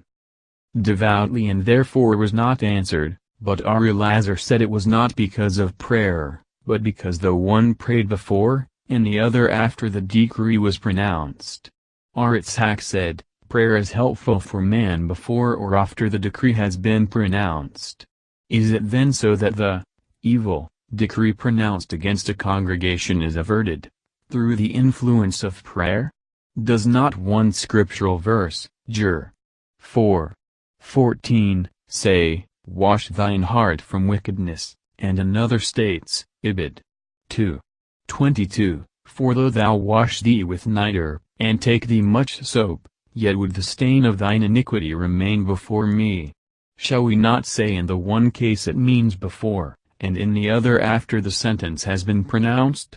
Nay, both refer to a time after the decree has been pronounced, and there is no contradiction, for in one case it refers to a decree issued with an oath, and in the other to a decree pronounced without an oath, as R. Samuel b. Ami said in the name of R. Jonathan, whence do we know that a decree, pronounced with an oath, cannot be averted? From the passage, I Sam. 3:14, Therefore I have sworn unto the house of Eli, that the iniquity of Eli's house shall not be purged with sacrifice nor meat offering forever. Rabbi, however, said, even in such a case it is only through sacrifices that sin cannot be purged, but by the study of the law it may be, and Abai said, with sacrifice and offering it cannot be purged, but by the study of the law, and by active benevolence it can. Abai based this opinion on his own experience, for he and his master, Rabbi, were both descendants of the house of Eli. Rabbi, who only studied the law, lived 40 years, but Abai, who both studied the Torah and performed acts of benevolence, lived 60 years. The rabbis tell us also, there was a certain family in Jerusalem whose members died at 18 years of age. They came and informed our Johanan ben Zakkai of their trouble. Said he, Perhaps you are descendants of Eli, of whom it is said, All the increase of thy house shall die in the flower of their age. I Sam. 2:33, Go, then, study the law, and live. They went and studied, and they lived, and they called that family our Johanans after his name. R. Samuel ben says in the name of Rab, whence do we know that if the decree against a community is even confirmed, it may nevertheless be averted? From Dut. 4:7, where it is written, As the Lord, our God, in all things that we call upon him for. But how can you harmonize that with the passage, Isa. Iv. 6, Seek ye the Lord. P. 32. While he may be found? The latter passage refers to an individual, the former to a community. When is that time that he will be found even by an individual? Answered Rabbi Barab, during the 10 days, from New Year's Day till the Day of Atonement. On New Year's Day all the inhabitants of the world pass before him, Kibn Maran, like sheep. What does the Mishnah mean by these last two words? Like sheep, as they are translated in Aramaic, but Resh Lakish says they mean as the steps of the temple, that is, narrow, so the people ascended them one by one. R.J. Huda, however, said in the name of Samuel, they mean, like the armies of the house of David, which were numbered one by one. Said Rabbi Bar Hannah in the name of R. Johanan, under any circumstances they are mustered at a glance. And R. Naaman bar Itzhak said, Thus also we understand the words of our Mishnah, He that fashioned all their hearts alike, Psalms 33:15, that is, the Creator, sees all their hearts, at a glance, and, at once, understands all their works. Mishnah, messengers were sent out one for the following 6 months, for Nissan, on account of the Passover, for Ab, on account of the fast, for Elul, on account of the New Year, for Tishrei, on account of appointing the order of the remaining festivals, 2 for Kislev, on account of the Feast of Dedication, for Adar, on account of the Feast of Passover, also for Iyar, when the temple was in existence, on account of the minor, or second, Passover. 3. Gemara, why were they not also sent out for Tammuz and Tebeth, in which months there are also fasts? Did not Arhana bar Business say in the name of Arsinpian the Pious, what is the meaning of the passage, Zach 8:19, Thus saith the Lord of hosts, the fast of the 4th, and the fast of the 5th, and the fast of the 7th, and the fast of the 10th shall become in the house of Judah joy and gladness, etc., that they are called fasts, and also days of joy and gladness? Are we not to understand that only in the time of peace, cessation of persecution, they shall be for joy and gladness, but in the time when there was not peace they shall be fasts? Said P. 33. Paragraph continues, Our Papa, it means this, when there was peace, these days should be for joy and gladness, In the time of persecution they shall be fasts. In times when there are neither persecution nor peace people may fast or not, as they see fit. If that is so, why then, should messengers have been sent out, on account of the fast of Ab? Said our Papa, the fast, 9th day, of Ab is different, since many misfortunes occurred on that day, as the Master said, on the 9th of Ab, the first and second temples were destroyed, Bether was captured, and the city of Jerusalem was razed to the ground. We have learned in Aboratha, our Simeon said, there are 4 matters that Arakiba expounded, but which I interpret differently. The fast of the 4th means the 9th of Tammuz, on which the city was broken in, as it is written, Jeremiah 6:7, in the 4th, in the 9th day of the month. The city was broken in. What does he mean by 4th? The 4th of the months. The fast of the 5th, means the 9th of Ab, on which the temple of our Lord was burned, and what does he mean by calling it 5th? The 5th of the months. The fast of the 7th means the 3rd of Tishrei, the day on which Gedaliah, the son of Ahikam, was slain, and we fast, because the death of the righteous is equal to the loss of the house of our Lord. And what does he mean by calling it the 7th? The 7th of the months. The fast of the 10th, means the 10th of Tebeth, the day on which the king of Babylon set himself against Jerusalem, as it is written, Izk. 24. 1, 2, again in the 9th year, in the 10th month, in the 10th day of the month the word of the Lord came unto me saying, Son of man, write thee the name of the day, even of this same day, the king of Babylon set himself against Jerusalem. And what does he mean by calling it the 10th? The 10th of the months, and actually this last event should have been placed first, since it occurred first. And why is it placed here last in order? To mention the months in their regular order. Said our Simeon, I, however, do not think so, but thus, the fast of the 10th means the 5th of Tebeth, on which day the news came to the exiles that the city was smitten, as it is written, Izk.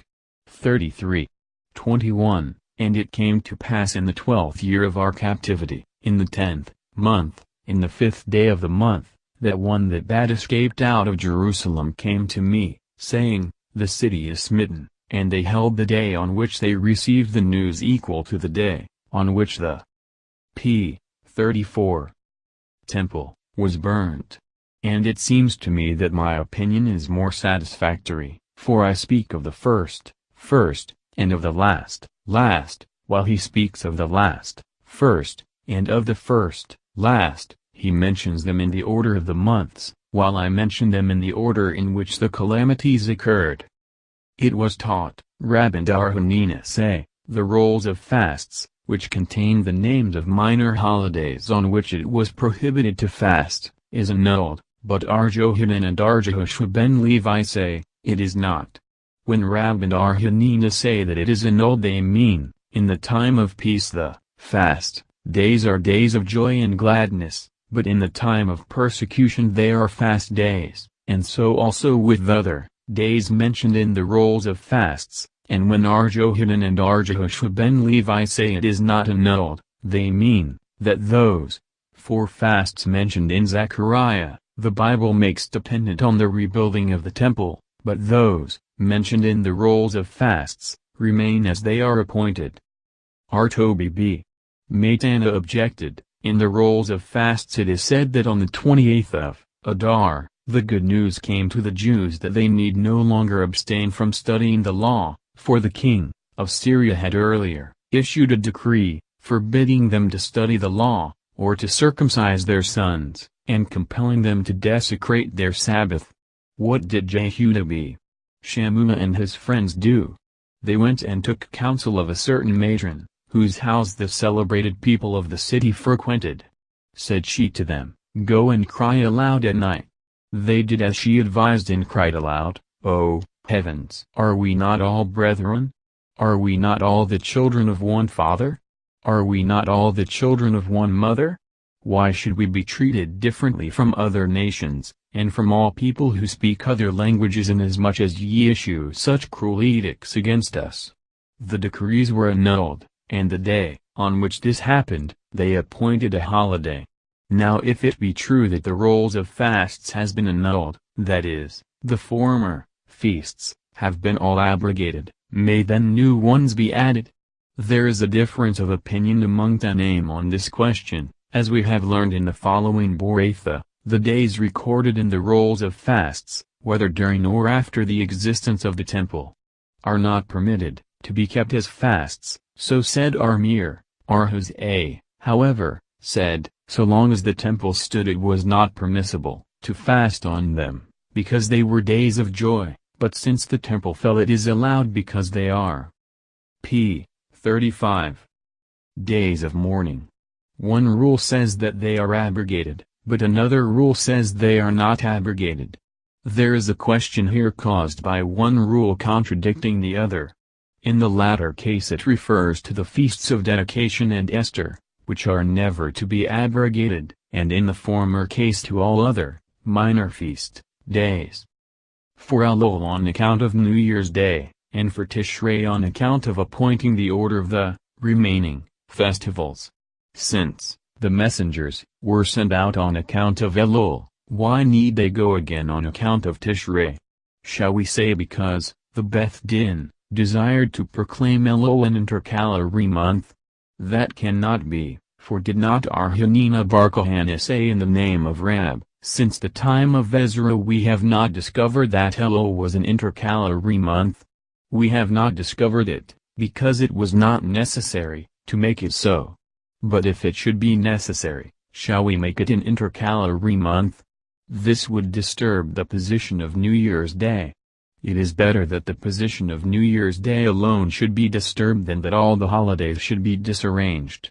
And it seems to be so, for the Mishnah says that the messengers were sent for Tishrei on account of appointing the order of the festivals, and for Kislev on account of Hanukkah, and for Adar on account of the feast of Esther. But the Mishnah does not say if it be a leap year, that the messengers were sent out in the second Adar on account of Purim. From this we learn that the Mishnah is not in accordance with Rabbi of the following Boratha. Rabbi says, in a leap year messengers are sent out also in the second Adar on account of the feast of Esther. When Eula came from Palestine, he said, they have made Elul an intercalary month, and he also said, do my Babylonian comrades know the benefit we have gained through it?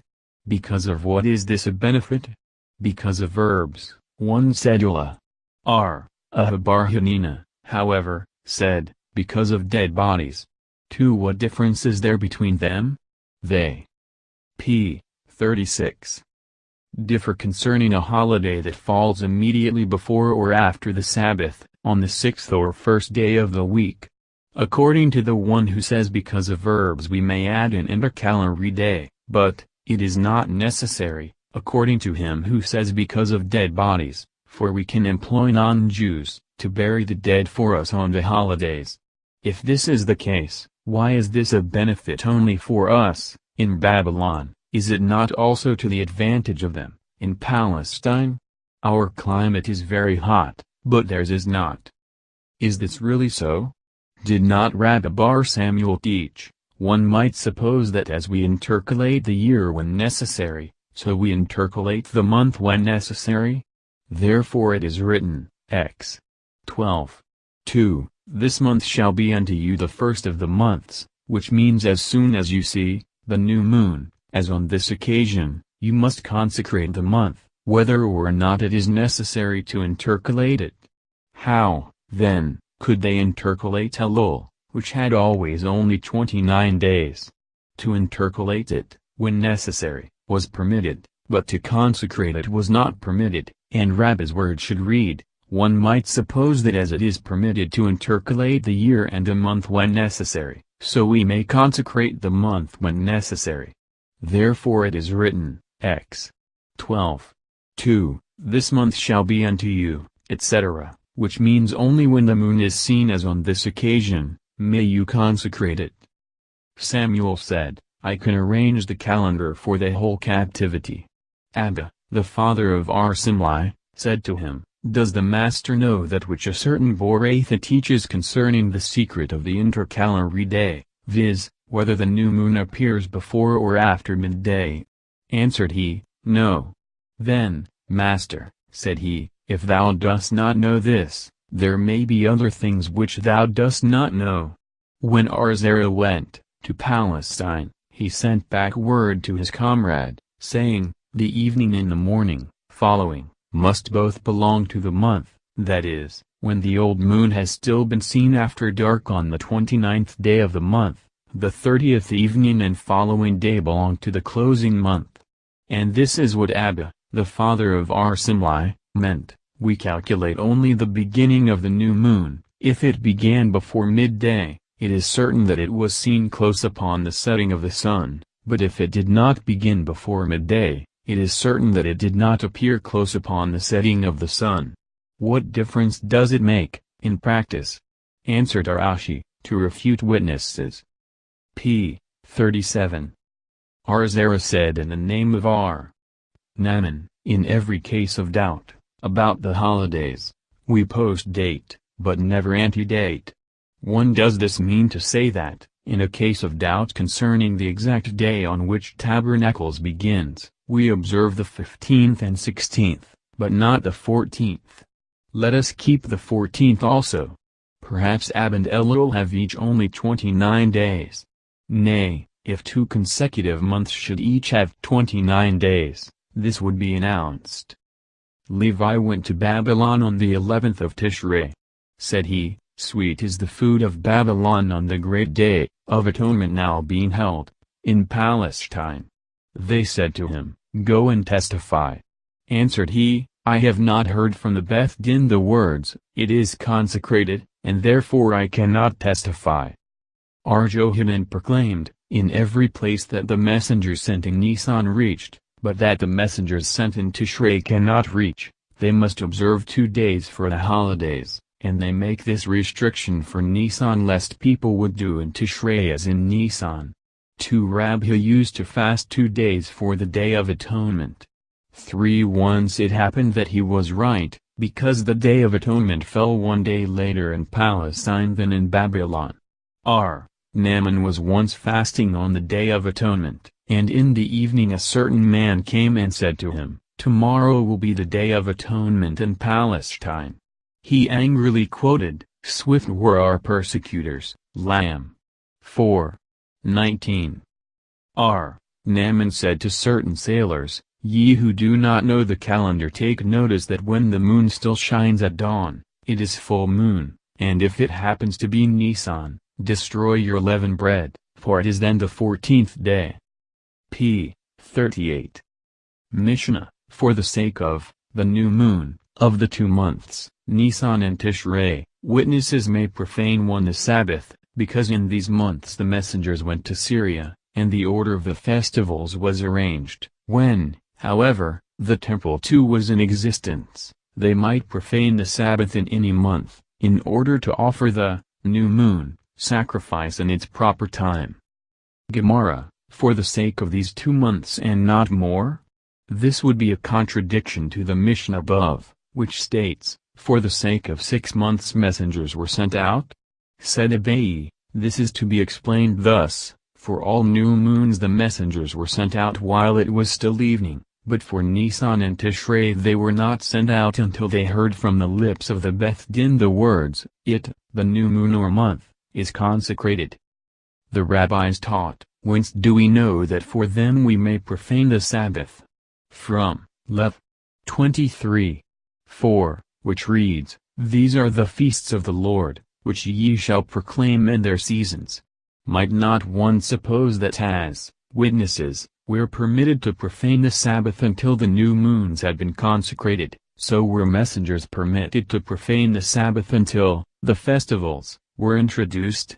This the law says, Therefore it is written, which ye shall proclaim, that is, you may profane the Sabbath in order to proclaim them, but not to introduce them.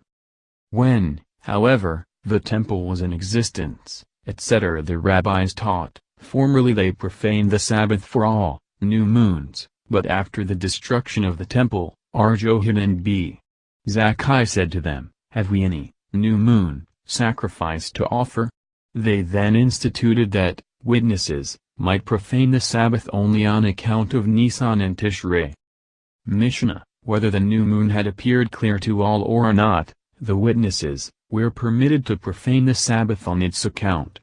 Arhazé says, if it appeared clear to every one, 3 the Sabbath should not be profaned by witnesses. It once happened that more than 40 pair of witnesses were on the highway to the Beth Din on the Sabbath, when Arachib p. 39 detained them at Lydda.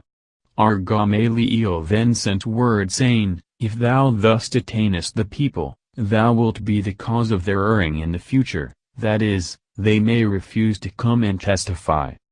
Gemara: the rabbis taught, it is written, Eccles 12:10, Kohath sought to find out acceptable words, which signifies that Kohath sought to enforce decrees without the aid of witnesses or warning.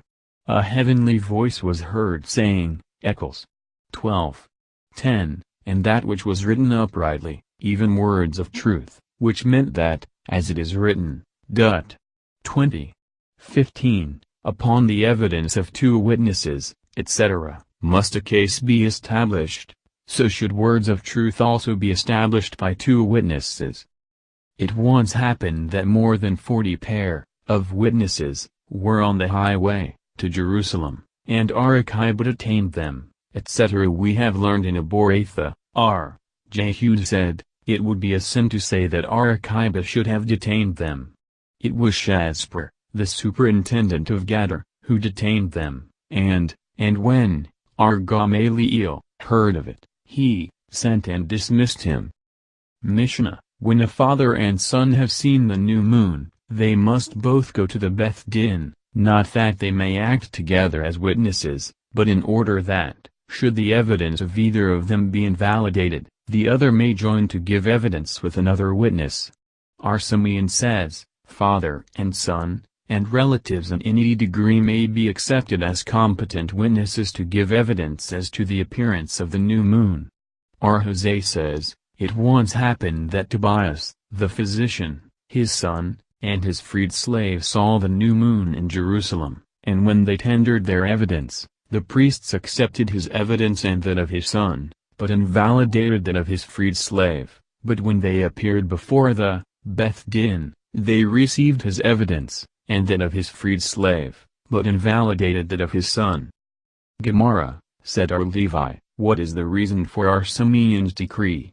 It is written, Ex 12:1, and the Lord spake unto Moses and Aaron saying, this month shall be unto you, which means, this evidence shall be acceptable from you, although you are brothers.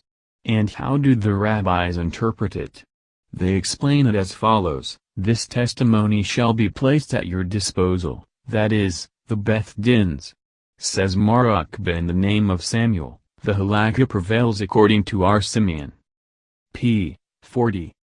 Mishnah: the following are considered incompetent to be witnesses: gamblers with dice, usurers, pigeon breeders, 1 those who deal with the produce of the Sabbatic year, and slaves. This is the rule: all evidence that cannot be received from a woman cannot be received from any of the above. 1 who has seen the new moon, but is unable to go, to give evidence, must be brought, if unable to walk, mounted on an ass, or even in a bed. 2 persons afraid of an attack by robbers may take sticks with them, 2 and if they have a long way to go, it will be lawful for them to provide themselves with and carry their food. 2 whenever witnesses must be on the road a day and a night, it will be lawful to violate the Sabbath to travel thereon, to give their evidence as to the appearance of the moon. For thus it is written, Lev 23:4, these are the feasts of the Lord, the holy convocations, which ye shall proclaim in their appointed seasons. Chapter 2. Ordinances about the witnesses concerning the new moon, the hoisting of the flags and how it was consecrated by the Beth Din. Mishnah: if the witness was unknown, another was sent with him to testify to his character. In former times they would receive evidence about the appearance of the moon from anyone, but when the Boethusians commenced to corrupt the witnesses, the rule was made that evidence would only be received from those who were known to be reputable. Gemara, what is meant by another, in the above Mishnah? Another pair of witnesses. It seems also to be so from the statement of the Mishnah. If the witness was unknown, shall we assume that it means one witness? Surely the evidence of one was not received, for this transaction was called judgment, Psalms, Luxxc, and 2 witnesses are necessary. What, then, does the witness mean? That pair, so also here, another means another pair. Is, then, the evidence of one not accepted? Have we not learned in Aboritha, it once happened that our Nehari went to Asha on the Sabbath to testify to the character of one witness? He knew that there was one witness in Asha, and he went to add his evidence, and thus make 2 witnesses. If that is so, what does it tell us? One might suppose that, as there was a doubt that he might not meet the other witness, he ought not to have profaned the Sabbath by traveling to Asha as a single witness. Therefore he comes to teach us that even in such a case of doubt the Sabbath might be violated. When Eula came to Babylon from Palestine, he said, "They have already consecrated the new moon in Palestine." Said Archahana, in such a case, not only Eula, who is a great man, is to be believed, but even an ordinary man. Why so? Because men will not lie about a matter that will become known to everyone. In former times they would receive evidence from anyone, etc. The rabbis taught. How did the Boethusians corrupt the p. 42 witnesses? They once sought to deceive the sages, and they bribed, with 400 zuz, silver coins, 2 men, one belonging to their party and one to ours.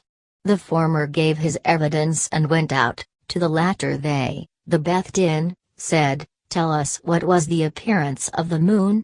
"I went up," replied he, "to Malatamim, one, and I saw it crouching between 2 rocks. Its head was like a calf, its cars like a goat, its horns like a stag, and its tail was lying across its thigh. I gazed upon it and shuddered, and fell backwards. And if you do not believe me, behold, here I have 200 zuz bound up in my cloth. Who induced you to do this?" They asked. "I heard," he replied, "that the Boethusians wished to deceive the sages, so I said to myself, I will go and inform them, lest some unworthy person may accept their bribe, and come and deceive the sages." Then said the sages, "The 200 zuz may be retained by you as a reward, and he who bribed you shall be taken to the whipping post, and be punished." Then and there they ordained that testimony should be received only from those who were known to be of good character. Mishnah, formerly bonfires were lighted to announce the appearance of the new moon, but when the Cutines too practiced their deceit, it was ordained that messengers should be sent out. How were these bonfires lighted? They brought long staves of cedar wood, canes, and branches of the olive tree, and bundles of tow which were tied on top of them with twine. With these they went to the top of a mountain, and lighted them, and kept waving them to and fro, upward and downward, till they could perceive the same repeated by another person on the next mountain, and thus, on the 3rd mountain, etc. Whence did these bonfires commence? From the Mount of Olives to Sartabha, from Sartabha to Grophana, from Grophana to Havran, from Havran to Bethbalton. They did not cease waving the burning torches at Bethbalton, to and fro, upward and downward, until the whole country of the captivity appeared like a blazing fire. Gemara, the rabbis taught, bonfires were only lighted to announce the new moon that appeared and was consecrated at the proper time, after 29 days. And when were they lighted? On the evening of the 30th day. Does this p. 43 mean to say that for a month of 29 days the bonfires were lighted, but not for a month of 30 days? It should have been done for a month of 30 days, and not at all for a month of 29 days. Said Abaye, that would cause the people a loss of work for 2 days, because they would wait to see if the bonfires would be lit or not and thus lose a second day. 1. How were these bonfires lighted? They brought long staves of cedar wood, etc. R. Jehuda says, there are 4 kinds of cedars, the common cedar, the kitros, the olive tree, and the cypress. Ketros, says Rabbis, in Aramaic, a da'ira or a species of cedar. Every cedar, said R. Johanan, that was carried away from Jerusalem, God will in future times restore, as it is written, Isa. Zli. 19, I will plant in the wilderness the cedar tree, and by wilderness he means Jerusalem, as it is written, Isa. Uksiv. 19, Zion is, become, a wilderness. R. Johanan says again, who studies the law, and teaches it in a place where there is no other scholar, is equal to a myrtle in the desert, which is very dear. The same says again, woe to the Romans, for whom there will be no substitution, as it is written, Isa. LX. 17, instead of the copper, I will bring gold, and for iron I will bring silver, and for wood, copper, and for stones, iron. But what can he bring for Archiba and his comrades, who were destroyed by Rome? Of them it is written, Joel 4. 21, I will avenge, but for their, Archibas and his comrades, blood I have not yet avenged. And whence did these bonfires commence? From Beth-Balton.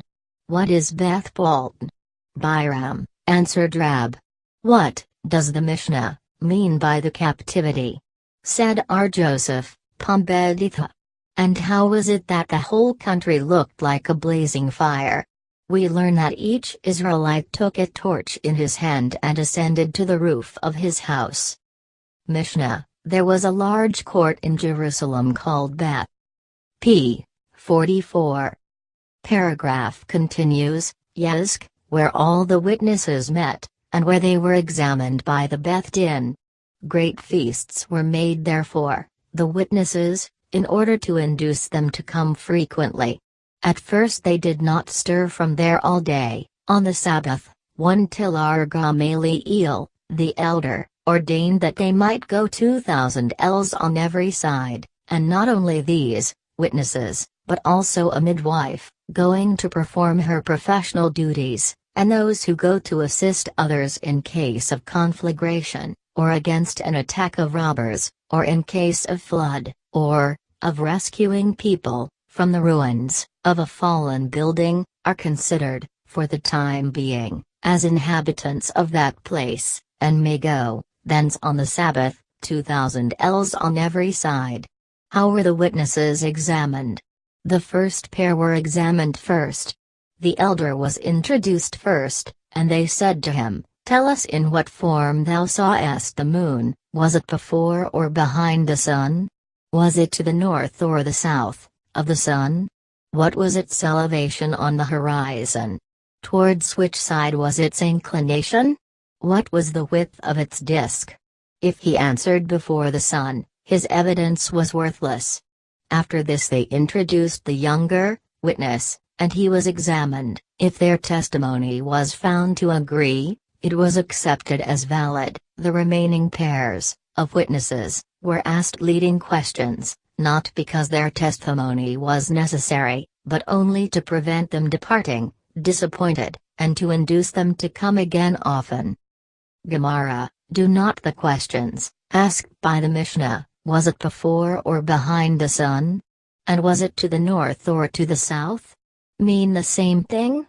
Answered Abaye, the Mishnah asks, whether the concave of the crescent was before or behind the sun, and if, the witness said, it was before the sun, his evidence was worthless, for R. Johanan says, what is the meaning of the passage, Job 25. 2, dominion and fear are with him, He maketh peace in his high places. It means that the sun never faces the concave of the crescent or the concave of a rainbow. What was its elevation on the horizon? Towards which side was its inclination? In one Baritha we have learned, if the witness said towards the north, his evidence was valid, but if he said towards the south, it was worthless. In another Baritha we have learned the reverse. It presents no difficulty. p. 45. In the latter case it speaks of the summer, while in the former it refers to the winter. The rabbis taught, if one witness said its elevation appeared about as high as 2 ox goads and another said about as high as 3, their testimony was invalid, but either might be taken in conjunction with a subsequent witness, who offered similar testimony. The rabbis taught, if the witnesses say, we have seen the reflection of the moon in the water, or through a metal mirror, or in the clouds, their testimony is not to be accepted, or, if they say, we have seen half of it in the water, and half of it in the heavens, or half of it in the clouds, their evidence carries no weight. Must they then see the new moon again, before their testimony can be accepted? Said Abaye, by this is meant that if the witnesses testify that they saw the moon accidentally, and they then returned purposely and looked for it, but they saw it not, their evidence is worthless. Why so? Because one might say they saw a patch of white clouds, and they thought it was the moon.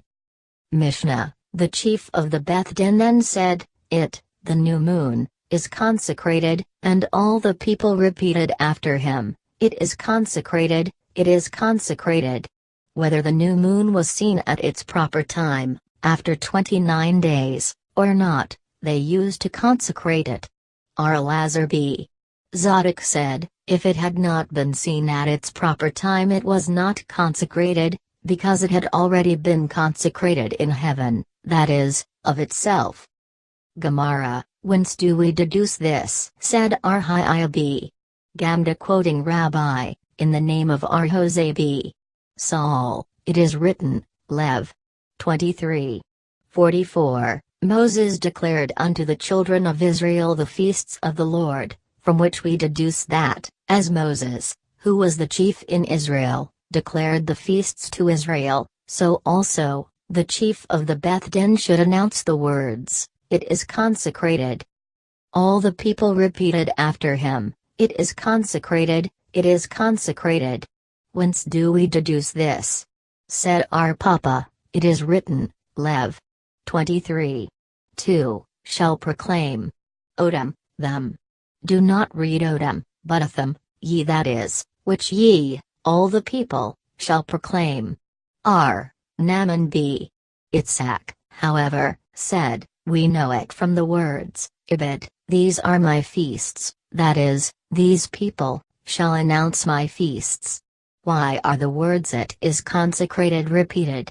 Because in the scriptural verse just quoted we find it written holy convocations. p. 46. Literally, announcements, and the minimum of the plural expression is 2. Elazar b. Zadok said, if it had not been seen at its proper time it was not consecrated, etc. We have learned in Aboritha, Pelama 1 said, if the new moon appear at its proper time it was not customary to consecrate it, but if it appeared out of its proper time they used to consecrate it. Elazar, however, said, in neither case would they consecrate it, for it is written, Lev. 25. 10, and ye shall consecrate the 50th year, years should be consecrated, but not months. Said Jehudah in the name of Samuel, the halakha prevails according to Elazar b. Zadok. Said Abaye, there can be a support to this from the following Mishnah, viz., if the Beth Din and all Israel saw the new moon, on the 30th day, and if the examination of the witnesses had already taken place, and it had become dark before they had time to announce it is consecrated, the month, just passing, is intercalary. That, the month, is intercalary is mentioned, by the Mishnah, but not that they said it is consecrated. It is not clear that this is a support for Abaye's argument, for it was necessary to say that it was intercalary, or we would not have known that the next day was the intercalary day. One might have thought that, since the Beth Din and all Israel saw the new moon, it was apparent to all, and that the month does not become intercalary, therefore he teaches us that, nevertheless the month becomes intercalary. Mishnah, Ar Gamaliel had on a tablet, and on a wall of his upper room, illustrations of the various phases of the moon, which he used to show to the common people, saying, "Did you see the moon like this figure or like this?" Gemara, is this permitted? Have we not learned in Abortha that the words "Ye shall not make anything with me," X. 20:20, mean, "Ye shall not make pictures of my ministers that minister before me, such as the sun, moon, stars or planets"? It was different with Ar Gamaliel, for others made it for him. But others made one for Ar Jehuda, yet Samuel said to him, "Thou, sagacious one, destroy that figure." 2. In the latter case the figure was embossed, and he was afraid that one might suspect the owner of using it as an idol. Need one be? p. 47. Afraid of such suspicion?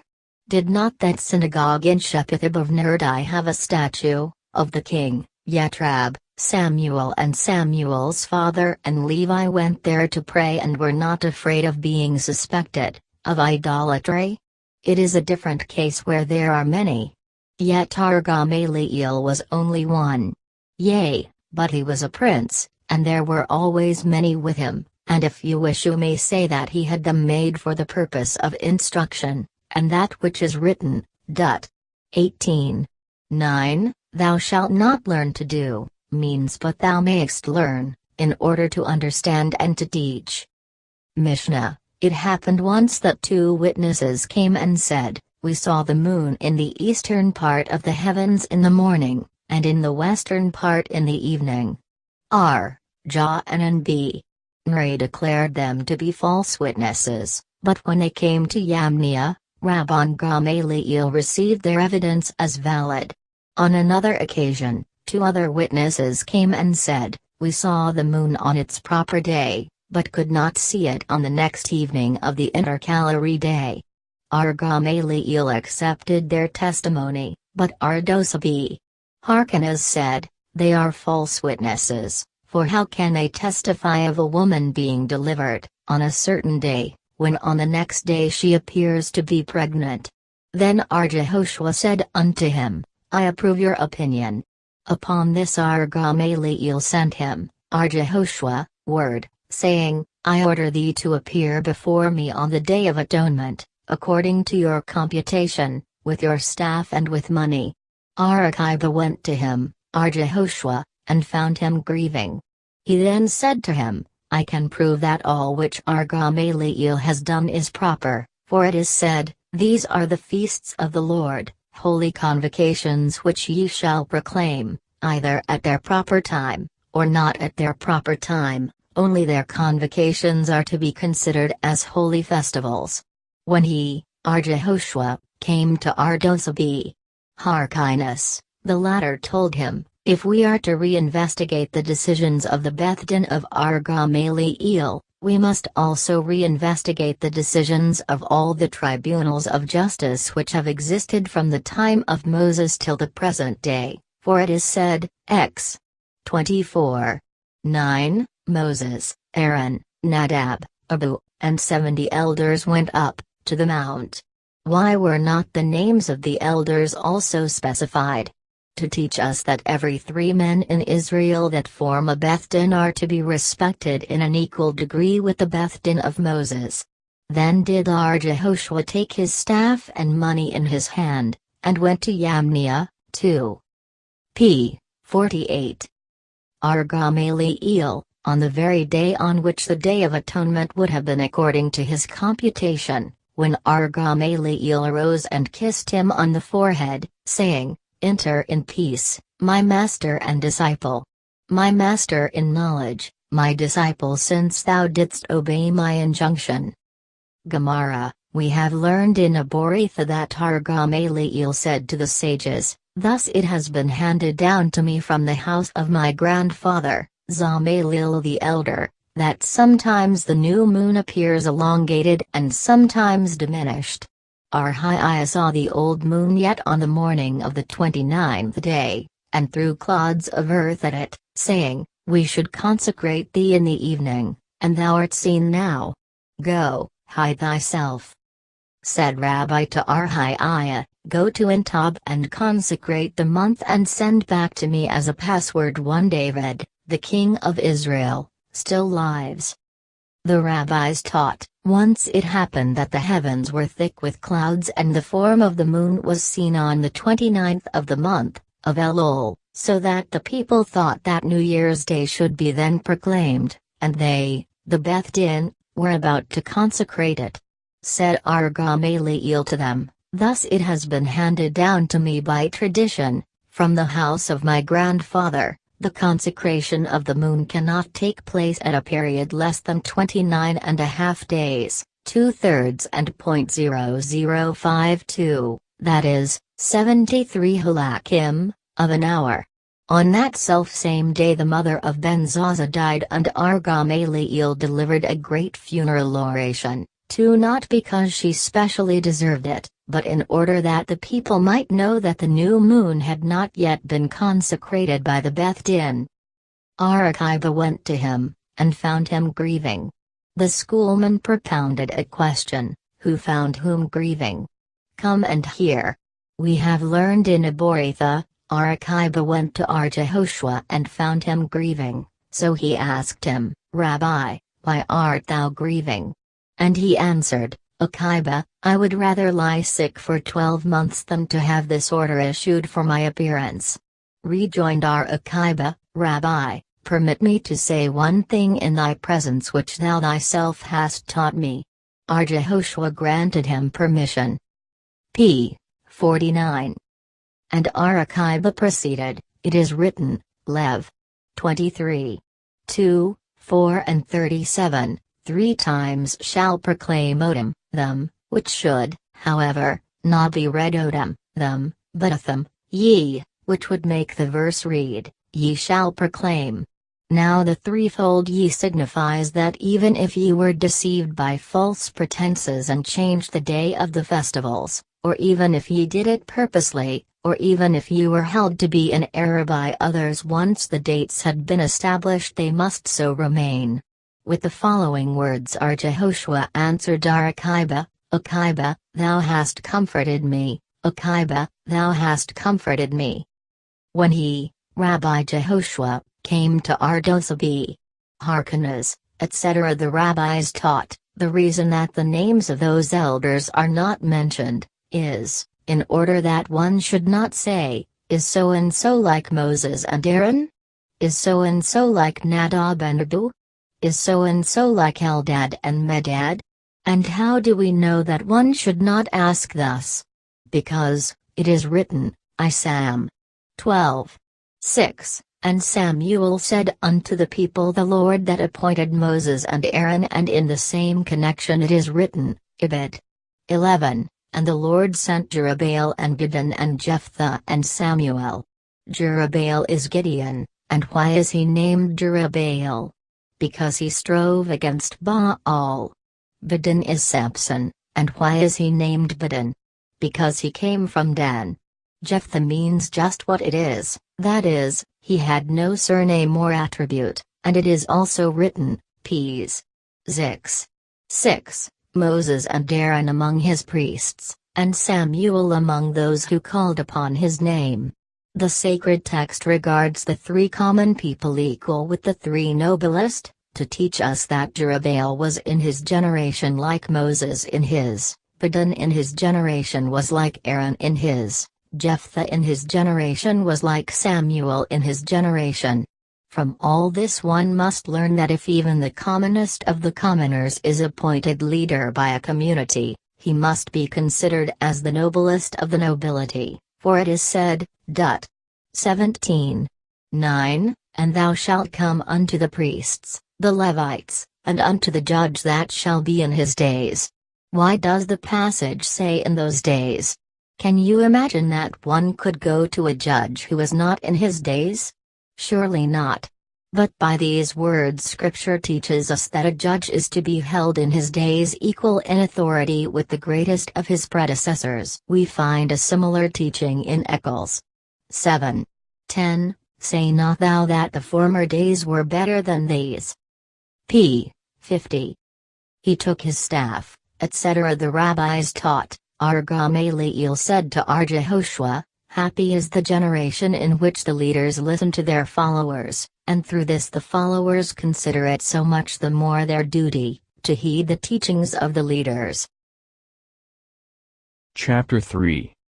Regulations concerning the intercalating of the month the cornet, and of what it is to be made in the prayers of the New Year's Day. Mishnah, if the Beth Din in all Israel saw the moon on the night of the 30th day, or if the witness had been examined, but there was no time to proclaim it is consecrated before it had become dark, the month is intercalary. If the Beth Din alone saw it, 2 of its members should stand up and give testimony before the others, who shall then say it is consecrated, it is consecrated. When 3 who formed a Beth Din saw it, 2 should stand up and conjoining some of their learned friends with the remaining 1, give their testimony before these, who are then to proclaim it is consecrated, for 1 member of a Beth Din has not this right by himself alone. Gemara, if the Beth Din alone saw it, etc. Why so? Surely hearsay evidence is not better than the testimony of an eyewitness. Said Arzera, it refers to a case where they saw it at night, and on the next day they could not consecrate the new moon until they had heard the evidence of 2 witnesses. When 3 who formed a Beth Din saw it, 2 should stand up and conjoining some of their learned friends with the remaining 1, etc. Why so? Here also we may say, surely hearsay evidence is not better than the testimony of an eyewitness. And if you would say that this also means where they saw it at night, is this not, then, the same case? The case is the same, but the above statement is required because of the concluding words, 1 member of a Beth Din has not the right by himself alone, for it might be assumed, since in civil cases 3 are required to constitute a Beth Din, but where he is well known, as a learned authority, 1 judge may act alone, so here we may consecrate the new moon on the authority of 1 judge. Therefore, he teaches us that 3 are required.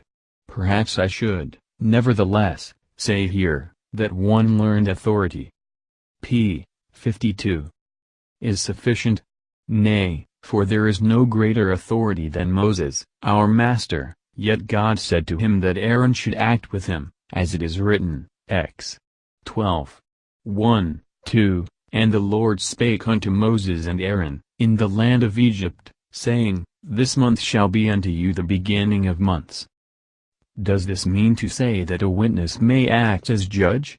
And shall we assume that the above Mishnah is not according to Arakiba, as on following Boratha, if the members of the Sanhedrin saw a man commit murder, part of them may act as witnesses and part as judges, according to our Tarfon, but according to Arakiba all of them are witnesses, and no witness, of a crime, may act as judge. It may be said that the Mishnah is even according to Arakiba. In the latter instance Arakiba only refers to capital cases, for it is written, Num. 35. 24, 25, Then the congregation shall judge. And the congregation shall deliver, and since they saw him commit murder, they will not be able to urge any plea in his favor. But here, concerning the new moon, even Arakiba assents, that a witness may act as judge. Mishnah, every kind of cornet may be used, on New Year's Day, except those made of cow horn, because they are called horn, Kuran, and not cornet, Shapra. Arhosei said, Are not all cornets called horn? For it is said, Josh. Vi. 5, And it came to pass that when they made a long blast with the horn of the Jabal. Gemara, how comes it that the word Jabal means ram? Aboraitha teaches, Arakiba says, when I went to Arabia I found they called Aram Yubla.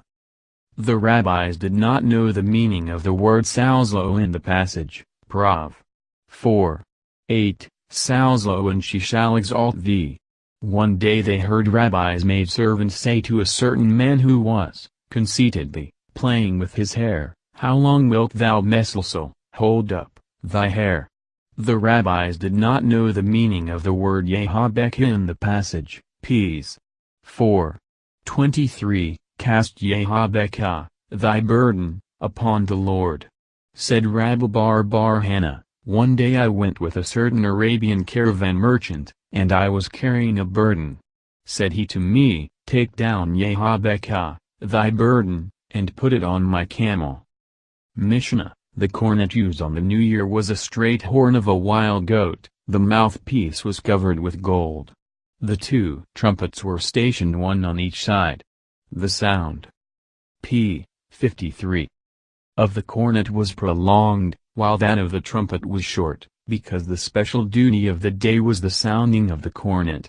On the fast days 2 crooked ram's horns were used, their mouthpieces being covered with silver, and the 2 trumpets were stationed in the middle between them. The sound of the cornet was shortened, while that of the trumpet was prolonged, because the special duty of the day was the sounding of the trumpets. The Jubilee and New Year's Day were alike in respect to the sounding of the cornet and the benedictions, but R.J. Hughes says, on the New Year we blow a cornet, made of ram's horn, and on the Jubilee one made of the horn of a wild goat.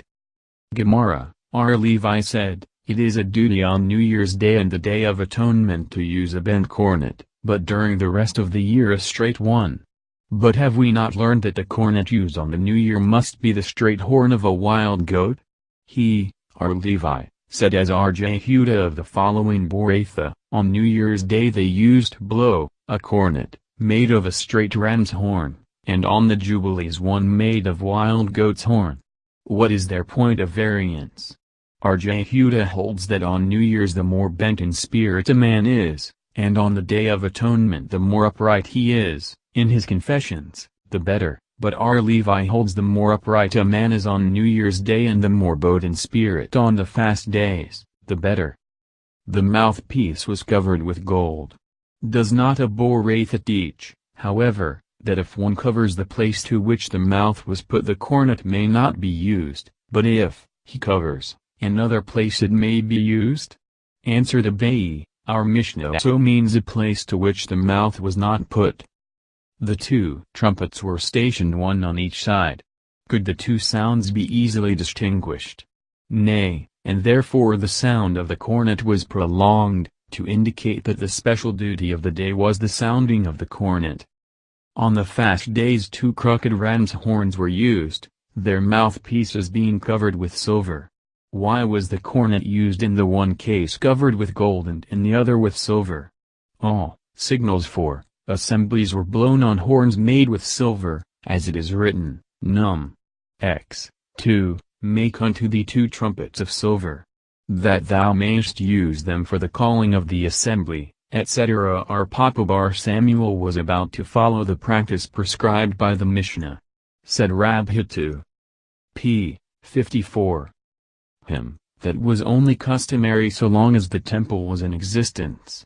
Aboraitha also teaches that this applies only to the temple, but in the country, outside of Jerusalem, in a place where they use the trumpet, they do not use the cornet, and vice versa.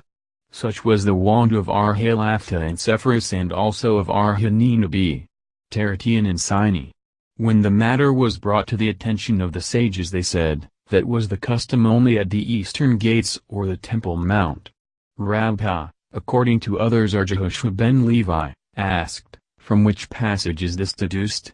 From the passage, Psalms Kvei 6, with trumpets and sound of cornet, make a joyful noise before the Lord, the King, that is, before the Lord, the King, in the temple, we need both the trumpets and the cornet, but not elsewhere. The Jubilee, and the New Year were alike in respect to the sounding of the cornet, and the benediction. R. Samuel Bar Itzhak said, according to whom do we nowadays pray, this day celebrates the beginning of thy work, a memorial of the first day? According to Eliezer, who says, the world was created at Tishrei. Arina objected. Did we not learn in our Mishnah that the Jubilee and New Year are like in respect to the sounding of the cornet, and the benedictions, and now how can that be so if we say this day celebrates the beginning of thy work, a memorial of the first day, which is said on New Year, but not on the Jubilee? That which we have learned in our Mishnah that they are like means, in every other respect but this. Mishnah, it is unlawful to use a cornet that has been split and afterwards joined together, or one made of several pieces joined together. If a cornet had a hole that had been stopped up, and prevented the production of the proper sound, it must not be used, but if it does not affect the proper sound it may be used. If one should blow the cornet inside a pit, a cistern or vat, and the sound of the cornet was plainly heard by one listening to it, he will have done his duty, to hear the cornet on the New Year, but not if he heard only an indistinct sound. Thus also, if one should happen to pass by a synagogue, or live close by it, and should hear the cornet, on the New Year, or the reading of the Book of Esther, on the Feast of Esther, he will have complied with the requirements of the law, if he listened with proper attention, but not otherwise, and although the one heard it as well as the other, yet the difference, on which everything p. 55 depends, is that the one listened with proper attention and the other did not. Gemara, the rabbis taught, if a cornet was long and was shortened, it is valid, if one scraped it and reduced it to its due size it is valid, if one covered it on the inside with gold it is invalid, if on the outside and it changed the tone from what it originally was, it is invalid, but if not it is. If a cornet had a hole in it and it was closed up, and thereby prevented the production of the proper sound, it is invalid, but if not it is valid. If one placed one cornet inside another and the sound heard, by a listener, was produced from the inner one, he has fulfilled his duty, but if from the outer one, he has not. Or one made of several pieces joined together.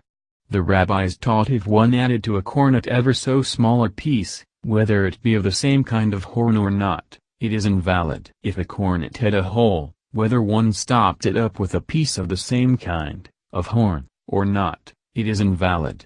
R. Nathan, however, said, only when repaired with material, not of the same kind it is invalid, but otherwise if of the same kind it is valid. To which, R. Jehuda added, that is, if the greater part of a cornet was broken. From this we can infer that if repaired with material of the same kind, although the greater part was broken, it is, nevertheless, valid. If one covered a cornet on the inside with gold it is invalid, if on the outside, and it changed the tone from what it originally was, it is not valid, but if not it is. If a cornet had been split lengthwise it is invalid, but if crosswise, yet enough remained with which to produce the sound, it is valid, but if not it is invalid. And how much is that? R. Simeon B. Gamaliel explains it to be as much as we may hold in our closed hand, and yet on either side a portion is visible. 1. If its tone was thin, or heavy, or harsh, it is valid, for all tones were considered proper in a cornet. The schoolman sent a message to the father of Samuel, one has fulfilled his duty if he bored a hole in a horn and blew it. That is self-evident. For in every cornet a hole must surely be bored.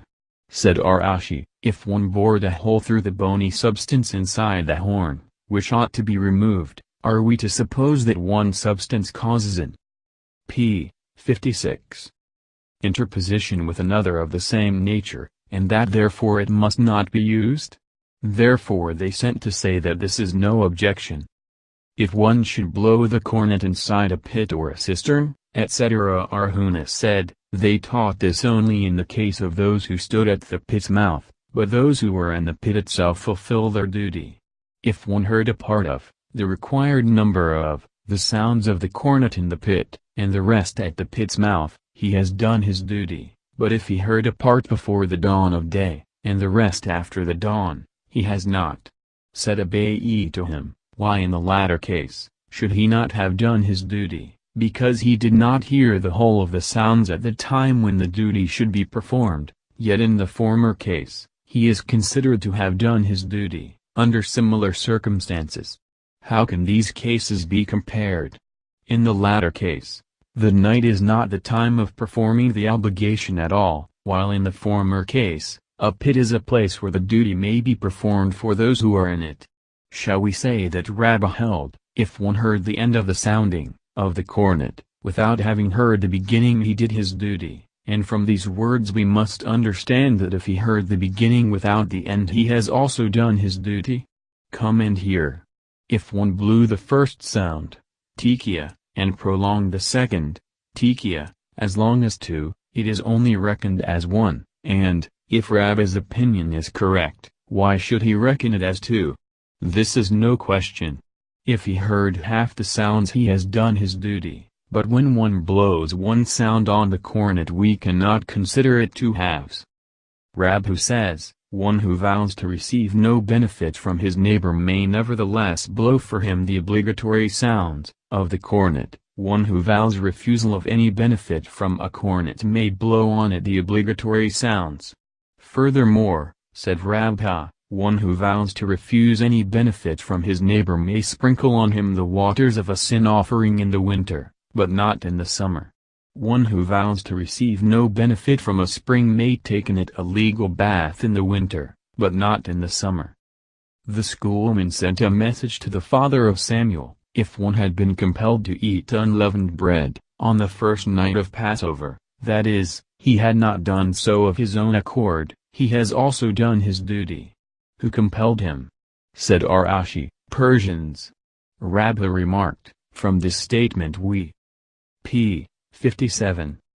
Can prove that if one plays a song on a cornet he does his duty. Is this not self-evident? The cases are similar.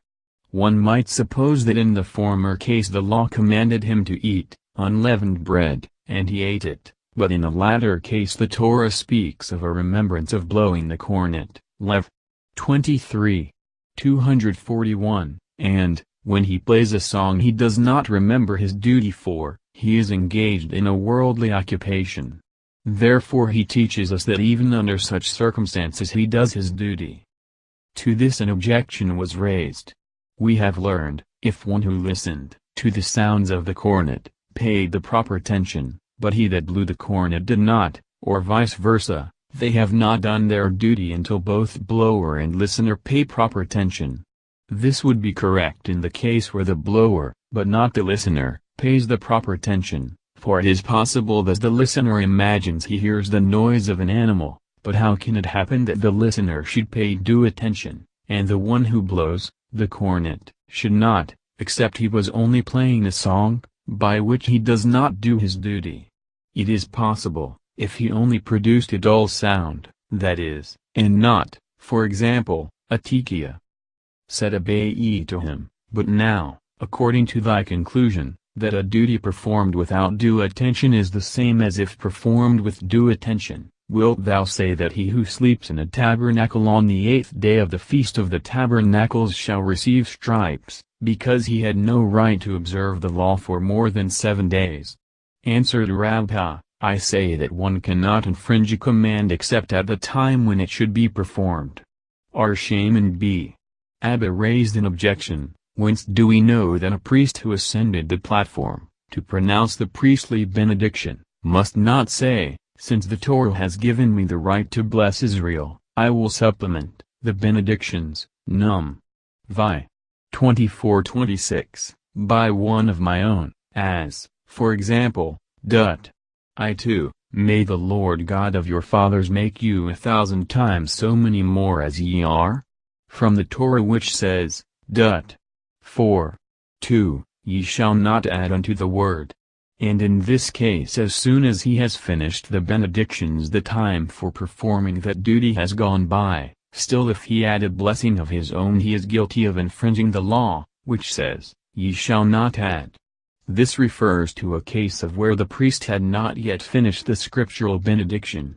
We have learned, however, that he had finished the scriptural benediction. The Boratha means to say that he p. 58 had finished only one of the 3 benedictions. We have learned in another Boratha, however, that even if he had completed all 3 benedictions, and then supplemented one of his own, he is also guilty of a transgression. In this case it is different, for it might be that the priest would come to another assembly where prayer was held and be called upon to again pronounce the benedictions. Hence it must be assumed that there is no specified time for the priest to pronounce his benedictions, but all day can be considered as the proper time, and thus the priest, by supplementing a benediction of his own, becomes guilty. Our Shaman Bar Abha, however, does not admit that the whole day is the proper time, because the priest is not in duty bound to pronounce the benediction in another assembly.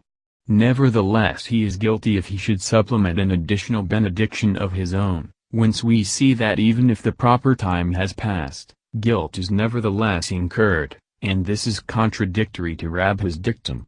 Therefore, said Rabba, to fulfill the requirements of the law one need not pay attention, to transgress the law against supplementing, at the time prescribed for performing it, also does not require one's special attention, but to transgress the law against supplementing, at the time not prescribed for performance, needs one's special attention. Hence the priest, after completing the scriptural benediction, who says, because the law gives me authority I shall supplement a benediction of my own, demonstrates thereby that he does this with special attention, and consequently incurs guilt, even if the prescribed time had passed. Arzara said to his attendant, pay attention, and sound the cornet, for me. Do we not thus see that he holds that to fulfill the requirements of the law the act is not enough, and one must pay attention? This is a disputed question among the Tanaim, for we have learned in a Boratha, one who hears the blowing of the cornet must himself listen in order to perform his duty, and he who blows the cornet blows after his usual manner. Ar-Jose said, these words are said only in the case of the minister for a congregation, but an individual does not do his duty unless both he that hears and he that blows pay proper attention. Mishnah, it is written in X. 17:11 that, when Moses held up his hand, Israel prevailed, etc. Could then the hands of Moses cause war to be waged or to cease? Nay, but p. 59. It means that as long as Israel looked to heaven for aid, and directed their hearts devoutly to their Father in heaven, they prevailed, but when they ceased to do so they failed. We find a similar instance also in Num.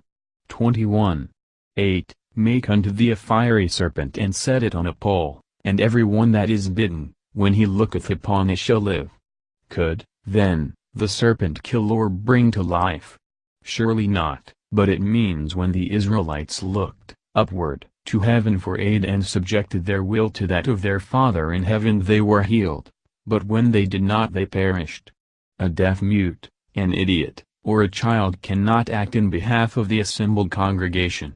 This is the general rule, whosoever is not obliged to perform a duty cannot act in behalf of the assembled congregation, for that duty. Gemara, the rabbis taught, all are obliged to hear the sounding of the cornet, priests, Levites and Israelites, proselytes, freed slaves, a hermaphrodite, and one who is half slave and half free.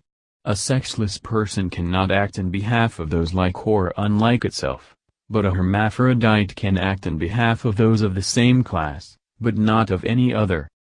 The Master said, it is said, all are obliged to hear the sounding of the cornet, priests, Levites and Israelites. This is self-evident, for if these are not obliged, who are? It was necessary to mention priests here, for one might have supposed that since we have learnt the Jubilee and New Year's Day are alike with regard to the sounding of the cornet and the benedictions, that only those who are included under the rule of Jubilee are included in the duties of New Year's Day, and as the priests are not included in the rule of Jubilee, for they have no lands to lie fallow, etc., might we not, therefore, say that they are not bound by the duties of New Year's Day? Therefore he comes to teach us, that they must hear the sounding of the cornet. Abba, the son of Arzera, teaches, with regard to all the benedictions, although one has already done his duty he may nevertheless act for others, with the exception of the blessings over bread and wine, concerning which, if he has not yet done his duty, he may act for others, but if he has done his duty he must not act for others. Rabbi asked, what is the rule in the case of the benediction of the unleavened bread, and the wine used at the sanctification of a festival? Since these are special duties, may one act for p. 60 others, or perhaps the duty is only the eating of the unleavened bread and the drinking of the sanctification wine, but the benediction is not a duty, and therefore he cannot act for others? Commentary. Rashi says, when we were at the home of our Papa, he said the blessing of sanctification for us, and when his field laborer came from work later he said the blessing for him also. The rabbis taught, one must not say the benediction over bread for guests, unless he eats with them, but he may do so for the members of the family, to initiate them into their religious duties. With regard to the service of praise, Hallel Ps. Xi.Xvei, and the reading of the Book of Esther, although one had already done his duty, he may, nevertheless, act for others. Chapter 4. Regulations concerning the New Year's Day when it falls on Sabbath, and the prayers thereon, the ordinances of the benedictions, etc. Mishnah. When the feast of New Year happened to fall on a Sabbath, they used to sound the cornet in the temple, but not outside of it. After the destruction of the temple R. John and B. Zakkai ordained that they should sound the cornet in every place in which there was a Beth Din. R. Elazar says that R. John and B. Zakkai instituted that for Yemni alone, but they, the sages, say the rule applied both to Yemnia and every place in which there was a Beth Din. And in this respect also was Jerusalem privileged more than Yemnia, that every city from which Jerusalem could be seen, or the sounding of the cornet could be heard, which was near enough, and to which it was allowed to go on the Sabbath, might sound the cornet on the Sabbath, but in Yemnia they sounded the cornet before the Beth Din only. Gemara, whence do we deduce all this? Said Rabha, the rabbis took a precautionary measure concerning them, as said, although the duty of sounding the cornet is obligatory upon all, yet all are not skilled in sounding it, therefore they feared lest one might take the cornet in his hand, and go to an expert and carry it more than 4 ells in public ground. The same rule applies to the palm branch, ulab, and also to the scroll, on which is written the Book of Esther. After the destruction of the temple, R. John and B. Zakkai ordained, etc. The rabbis taught, once it happened that New Year's Day fell on the Sabbath, and all of the cities gathered together. Said R. John and B. Zakkai to the Bnei, one, let us sound the cornet. First, said they, let us discuss. Let us sound it, replied he, and then we will discuss. After they had sounded the cornet, they said to him, now let us discuss. He answered, the cornet p. 62 has now been heard in Yemnia, and we cannot retract after the act has been performed. But they, the sages, say the rule applied both to Yemnia and every place in which there is a Beth Din. Said Arhuna, that means in the presence of the Beth Din. Does this preclude people from sounding the cornet out of the presence of the Beth Din? And, when Aritzak bar Joseph came from Yemnia, did he not say, when the officiant ministers appointed by the congregation in Yemnia had finished sounding the cornet, one could not hear his own voice on account of the sounds of the cornets used by individuals. Even individuals used to sound the cornet in the presence of the Beth Din.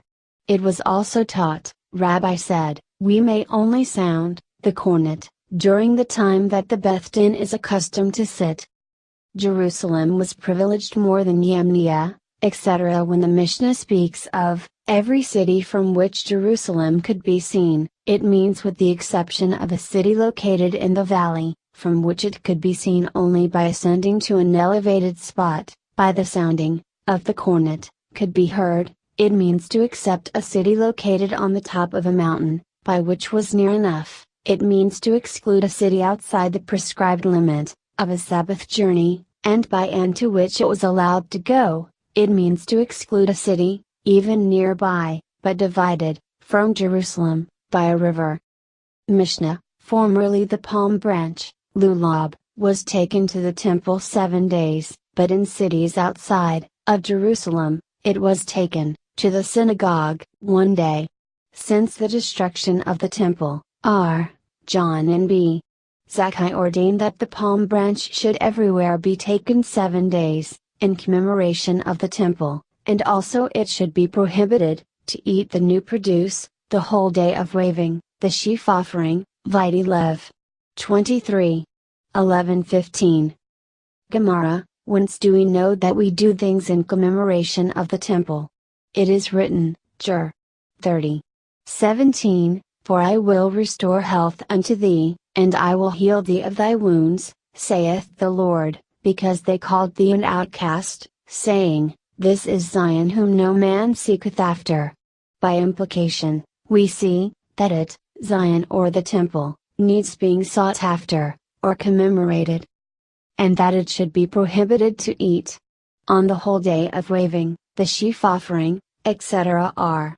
Nim and B. Itzhak remarked, R. John and B. Zakkai says this according to the p. 63. System of R. Jehuda, for it is written, Lev. 23.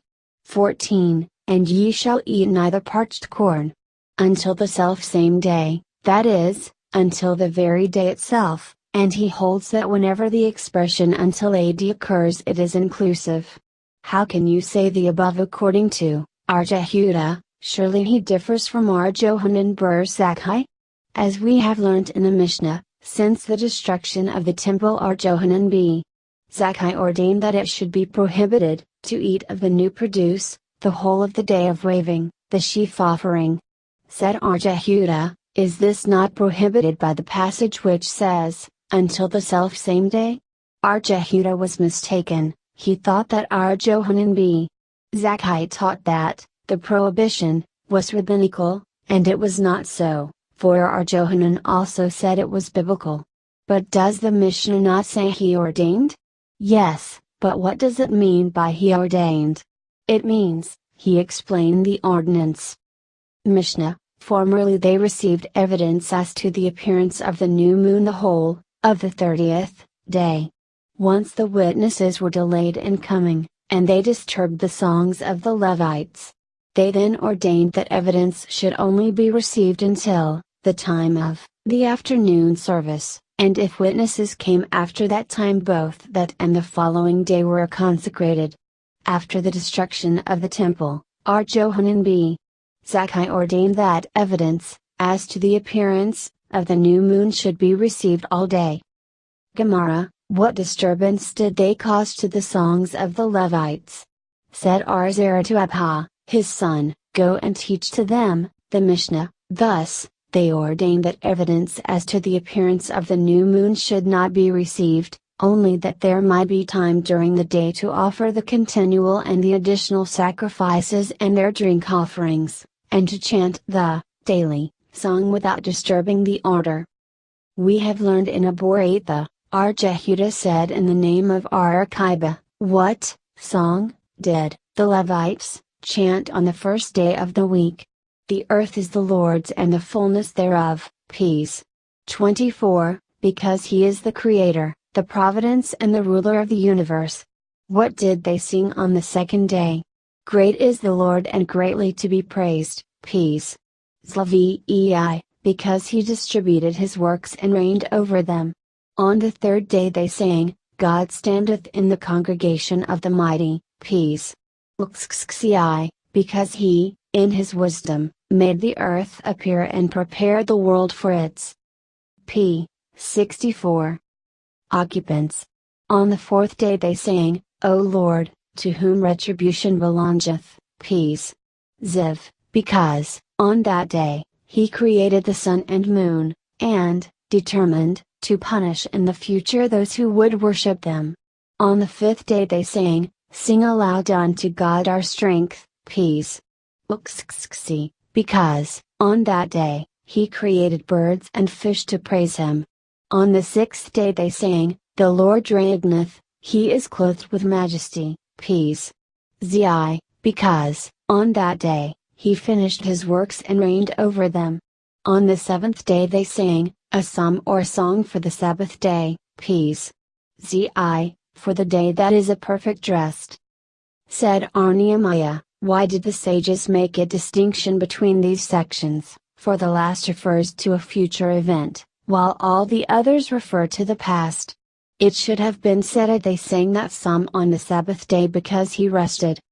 What did the Levites sing when the additional sacrifices were being offered on the Sabbath? Hanan bar Rabha said in the name of Rab, 6 sections of Dut. 32. 1 Hanan bar Rabha also said in the name of Rab, as these sections were divided, by the Levites, so they are divided for the reading of the law, on the Sabbath on which they are read. What did they sing at the Sabbath afternoon service? Said Johanan, a portion of the Song of Moses, X. 15. 110, the conclusion of that song, Ibid. 11:19, and the Song of Israel, Num. 21. 17. The schoolman asked, did they sing all these on one Sabbath, or did they, perhaps, sing one section on each Sabbath? Come and hear. Aboratha teaches, during the time that the first choir of Levites who sang at the time of the additional sacrifice, sang their sections once, the second choir, that sang at that time of the afternoon sacrifice, had sung theirs twice. From this we may deduce that they sang but one section on each Sabbath. Jehudah b. It is said in the name of Johanan, according to the rabbinical explanation of certain scriptural passages the Shekinah made 10 journeys, and according to tradition a corresponding number of times was the Sanhedrin exiled, viz., from the cell of Gazeth, in the temple, to the marketplace. p. 65. From the marketplace to Jerusalem, from Jerusalem to Yamnia, from Yamnia to Ushah, from Ushah, back again, to Yamnia, from Yamnia, back again, to Ushah, from Ushah to Shapram, from Shapram to Beth Shiraim, from Beth Shiraim to Sepphoris, from Sepphoris to Tiberias, and Tiberias was the saddest of them all, as it is written, is. 29, and thou shalt be low, and shalt speak out of the earth. Elazar says they were exiled 6 times, as it is written, is. 26. 5, for he bringeth down them that dwell on high, the lofty city he layeth it low even to the ground, he bringeth it even to the dust. Says Johanan, and thence, from the dust, they will in future be redeemed, as it is written, is. 2, shake thyself from the dust, arise, and sit down, etc. Mishnah, Joshua b. Kara said, this also did Johanan b. Zakkai ordain, that it mattered not where the chief of the Beth Din might be, the witnesses need only go to the meeting place, of the Beth Din. Gemara, a certain woman was summoned for judgment before Amamah in Neherdai. Amamah went away to Mezah, but she did not follow him, and he wrote a letter to put her in the ban. Said Rashi to Amamah, have we not learned that it mattered not where the chief of the Beth Din might be, the witnesses need only go to the meeting place, of the Beth Din? Answered Amamah, that is true in respect to evidence for the new moon, but with regard to my action, in which case she has been summoned for debt, the borrower is servant to the lender, and she must come to the place where the chief court is. Prov. 22. 7. The rabbis taught, priests may not ascend the platform in sandals to bless the people, and this is one of the 9 ordinances instituted by Johanan b. Zakkai, 6 are to be found in this chapter, one in the first chapter. Another one is, if one become a proselyte nowadays, he must pay a quarter of a shekel for a sacrifice of a bird, so that if the temple should be rebuilt the authorities would have a contribution from him towards the daily sacrifices. R. Simon B. Elazar, however, said that R. John had already withdrawn this regulation and annulled it, because it easily led to the sin of using the money for different purposes. And what is the ninth ordinance of R. John? R. Papa and R. Naaman B. Itzhak dispute about this. R. Papa says it was with regard to a vineyard of the p. 66. fourth year's crop, but R. Naaman B. Itzhak says it was with regard to the crimson-colored strap, displayed on the Day of Atonement, on the scapegoat. Mishnah, the order of the benedictions, to be said on New Year is as follows: the blessings referring to the patriarchs, Abhath, to the mighty power of God, Jebroth, and the sanctification of the holy name. To these he adds the selection in which God is proclaimed king, Malkiath, after which he does not sound the cornet, then the blessing referring to the sanctification of the day, after which the cornet is sounded, then the biblical selections referring to God's remembrance of his creatures, Zikronoth, after which the cornet is again sounded, then the biblical selections referring to the sounding of the cornet, Shaproth, after which the cornet is again sounded. He then recites the blessings referring to the restoration of the temple, the adoration of God, and the benediction of the priests. So is the decree of R. Johanan B. Nri. Said R. Akiba to him, if the cornet is not to be sounded after the Malkiath, why are they mentioned? But the proper order is the following: the blessings referring to the patriarchs, Abhath, to the mighty power of God, Jebroth, and the sanctification of the holy name. To this last the biblical selections referring to the proclamation of God as king, Malkiath, are joined, and then he sounds the cornet, then the biblical selections referring to God's remembrance of his creatures, Zikronoth, and he then sounds the cornet, then the biblical selections referring to the sounding of the cornet, Shaproth, and he again sounds the cornet. Then he says the blessings referring to the restoration of the temple, the adoration of God, and the priestly benedictions. Gemara, the rabbis taught, whence do we know that we should recite the Malkiath, Zikronoth, and Shaproth? Said R. Eliezer, from the passage, Lev. 23:24, in which it is written, Ye shall have a Sabbaton, a memorial of blowing cornets, a holy convocation. The word Sabbaton refers to the consecration of the day, a memorial refers to the Zikronoth, blowing of cornets refers to the Shaproth, a holy convocation means the hallowing of the day in order to prohibit servile work. Said R. Akiba to him, why is not the word Sabbaton construed to mean the prohibition of servile work, since the passage, quoted above, begins with that? Therefore, let the passage be interpreted thus. Sabbaton means the hallowing of the day and the prohibition of servile work. Memorial. p. 67. Refers to the Zikronoth, blowing of the cornets refers to the Shaproth. The holy convocation means the consecration of the day. Whence do we know that we should recite the Malkiath? From the following Baratha, Rabbi said, the words, I am the Lord your God, and in the 7th month, stand together, Lev. 23, 22, 24, which may be interpreted to refer to the proclamation of God as king. R. Jose B. R. Jehuda says it is not necessary to cite this passage, for it is written, Num. X. 10, that they may be to you for a memorial before your God, I am the Lord your God. These concluding words I am the Lord your God are entirely superfluous, but since they are used, of what import are they? They form a general rule, that in every selection in which God's remembrance of his creatures is mentioned there should also be found the thought that he is the king of the universe.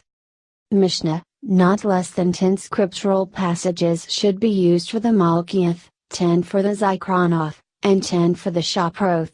R. John and B. Nri says, if by 3 of each class, one will have done his duty. Gemara, to what do the 10 scriptural passages used for the Malkiyah correspond? Answered Rabbi, to the 10 expressions of praise used by David in the Psalms. But there are more expressions of praise found? Only those are meant, in conjunction with which it is written, praise him with the sound of the cornet, Psalm 3.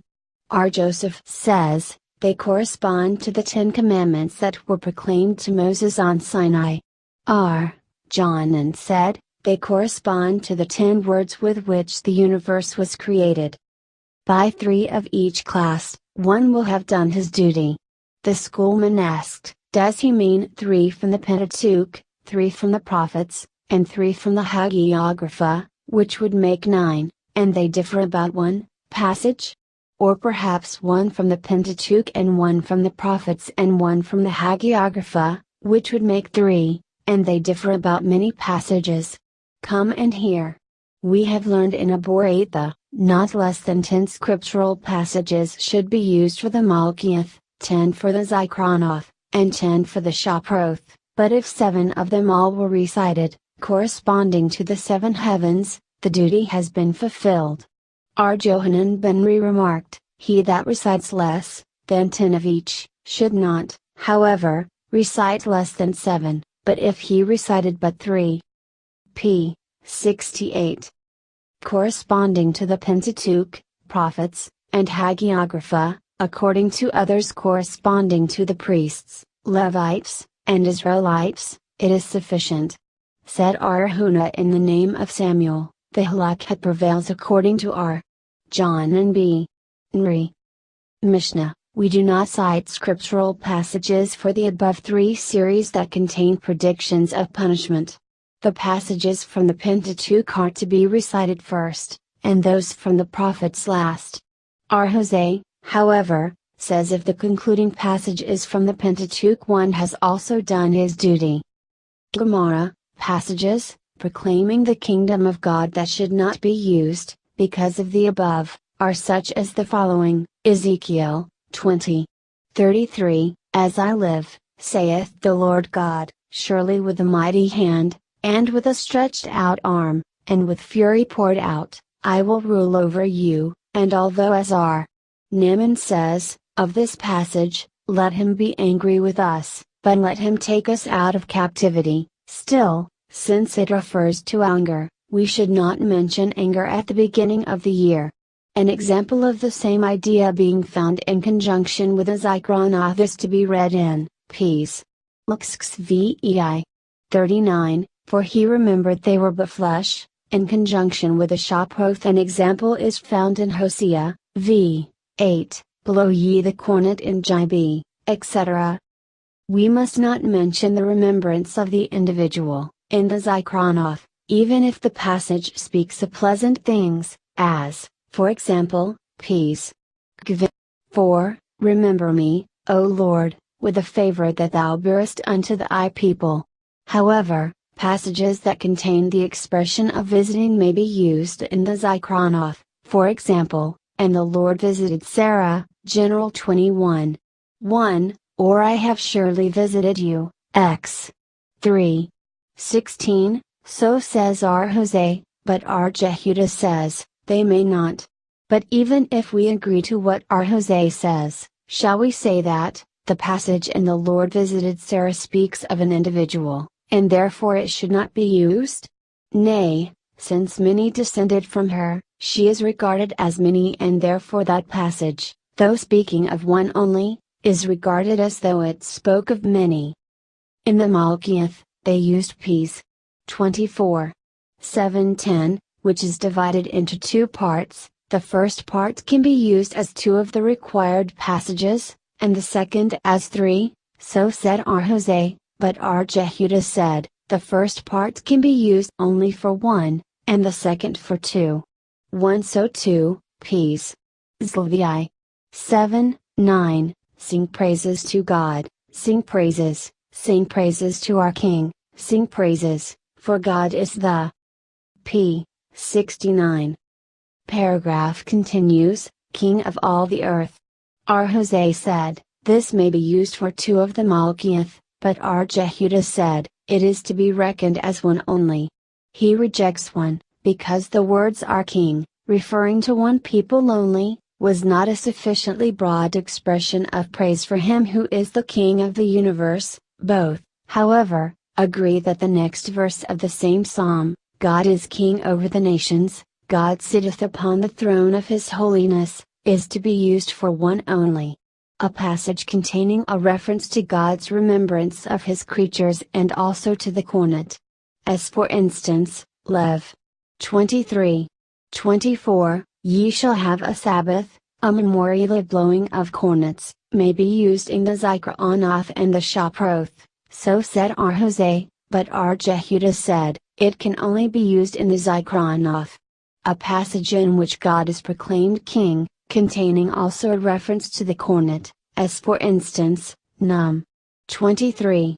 2:1, the Lord his God is with him, and the shout, Druuoth, of a king is among them, may be used in the Malkiyth and in the Shaproth, said Ar-Jose, but Ar-Jehuda said, it may only be used in the Malkiyth. A passage containing a reference to the cornet, and nothing else, as for instance, Num. 29. 1, it is a day of blowing the cornet, may be used for the Shaproth, so said Ar-Jose. Ar-Jehuda, however, said, must not be used at all. The passages from the Pentateuch are to be recited first and those from the prophets last. Ar-Jose said, we should conclude with a passage from the Pentateuch, but if one concluded with a passage from the prophets, one has done his duty. We have also learned, Ar-Elazar bar Ar-Jose says, the Vathican one used to conclude with a passage from the Pentateuch. It is correct as far as Zikronoth and Shaproth are concerned, for there are many such passages, but as for the Malkiyth there are but 3 in the Pentateuch, viz., the Lord his God is with him, and the shout of a king is among them, Num. 23. 21, and he was king in Yeshurun. 33. 5, and the Lord shall reign forever, X. 15. 18, but we require 10 and there are not so many? Said Ar-Huna, we have learnt that, according to Ar-Jose, the passage, Hear, O Israel, the Lord our God is one. 5. 4, may be considered as Malkiyth, but Ar-Jehuda said, it may not, so also they differ with regard to the passages, no, therefore, this day, and consider it in thine. P. 70. Heart, that the Lord, he is God, there is none else. 4. 39, and unto thee it was showed, that thou mightest know that the Lord, he is God, there is none else beside him. 4. 35. According to the one they are considered Malkiyth, but according to the other not. Mishnah, the second of those who act as ministers of the congregation on the feast of New Year shall cause another to sound the cornet, on days when the Hallel, service of praise, peace. Xi.xvei, is read, the first, minister, must read it. In order to sound the cornet on New Year's Day it is not permitted to go beyond the Sabbath limit, to remove a heap of stones, to ascend a tree, to ride on an animal, to swim over the waters, nor to cut it, the cornet, with anything prohibited either by the rabbinical laws against servile work or by a biblical negative commandment, but if one wishes to put water or wine in a cornet, to cleanse it, he is allowed to.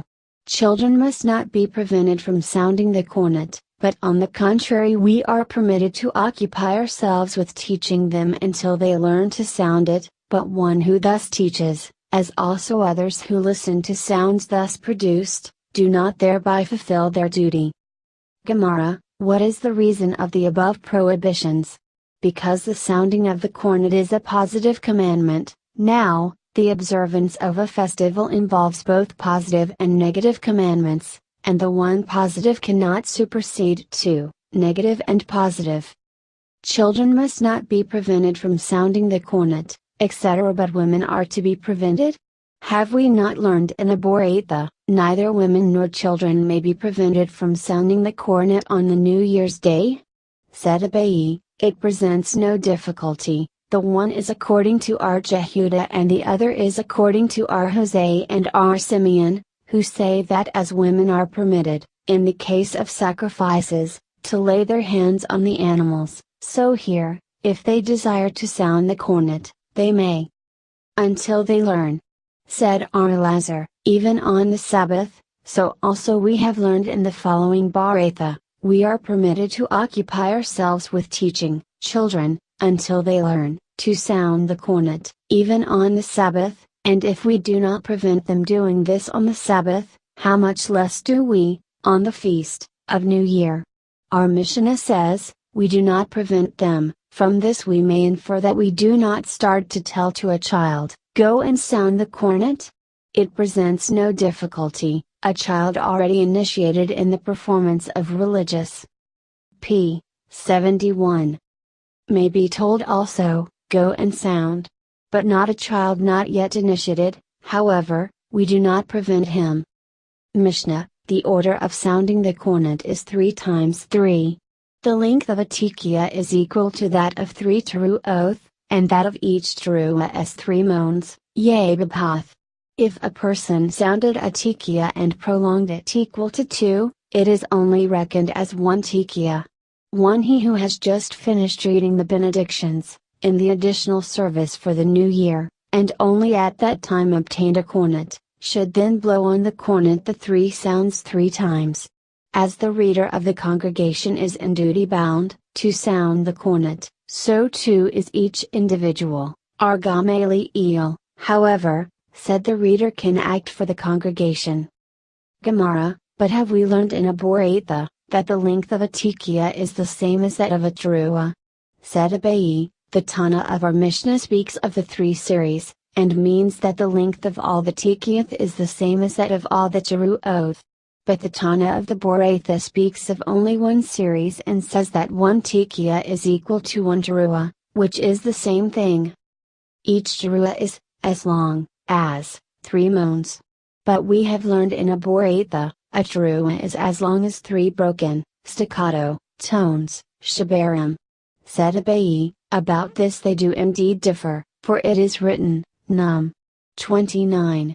It is a day of blowing the cornet, which in the Aramaic translation of the Pentateuch is, it is a day of sounding the alarm, yea Baba. Now it is written concerning the mother of Sisera, Jug. v. 28, the mother of Sisera. Moaned, Vadiabeb, this word, one explains to mean a protracted groan, and another to mean a short wail. The rabbis taught, whence do we know, that one must sound, with a cornet? From the passage, Lev. 25. 9, thou shalt cause the cornet to sound, etc. Whence do we know that, after the teruah, there should be 1 tekiah? Therefore it is said, later in the same verse, ye shall make the cornet sound. 2 But perhaps this only refers to the Jubilee? Whence do we know that it refers also to New Year's Day? Therefore it is written, in the same verse, in the 7th month. These. p. 72. Words are superfluous, for what purpose then does the Torah use them? To teach us that all the sounds of the cornet during the 7th month should be like each other. Whence do we know that the sounds are to be 3 times 3? From the 3 passages, thou shalt cause the cornet to sound, Lev. 25. 9, a Sabbath immemorial of blowing of cornets, Lev. 23. 24, it is a day of blowing the cornet, Num. 29. But the Tana of the following Baratha deduces it by analogy of expression from, the rules given in, the wilderness, Num. X. 110. As we have learned, the words when ye sound an alarm, Num. X. 5, mean 1 tekiah and 1 teruah. Whence do we know that they shall be separated? Perhaps it means that both together should be sounded. Since it is written, Ibid. 7, but when the congregation is to be gathered together, Ye shall blow but ye shall not sound an alarm, we may infer that they must be separated, a tekiah by itself, and a teruah by itself. But whence do we know that there should be one tekiah before the teruah? From the words, ibid. 5. When ye sound an alarm, that is, first a sound, or tekiah, and then an alarm, or teruah. And whence do we know that there should be one after the teruah? From the words, ibid. 6. An alarm shall they sound. Ishmael, the son of Ar.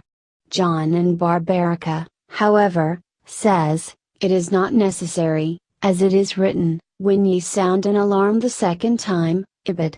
6. The words a second time are unnecessary, and to what purpose are they used? To form a general rule that on every occasion on which alarm, teruah, is mentioned, a sound, tekiah, must be used with it as a second, or following, tone. Possibly all this only refers to the practices followed in the wilderness, but how do we know that they refer to New Year's Day also?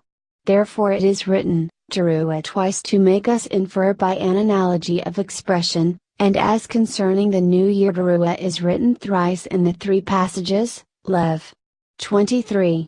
24, a Sabbath, a memorial of cornets, Num. 29. 1, it is a day of blowing of cornets, and, Lev. 25. 9, thou shalt cause the cornet to sound, and for each teruah there are 2 tekiath. We therefore learn that on New Year's Day must be sounded 3 teruoth and 6 tekiath. Ro enacted in Caesarea that the order should be first a tekiah 1 then 3 single staccato sounds, or shaparim, then a. p.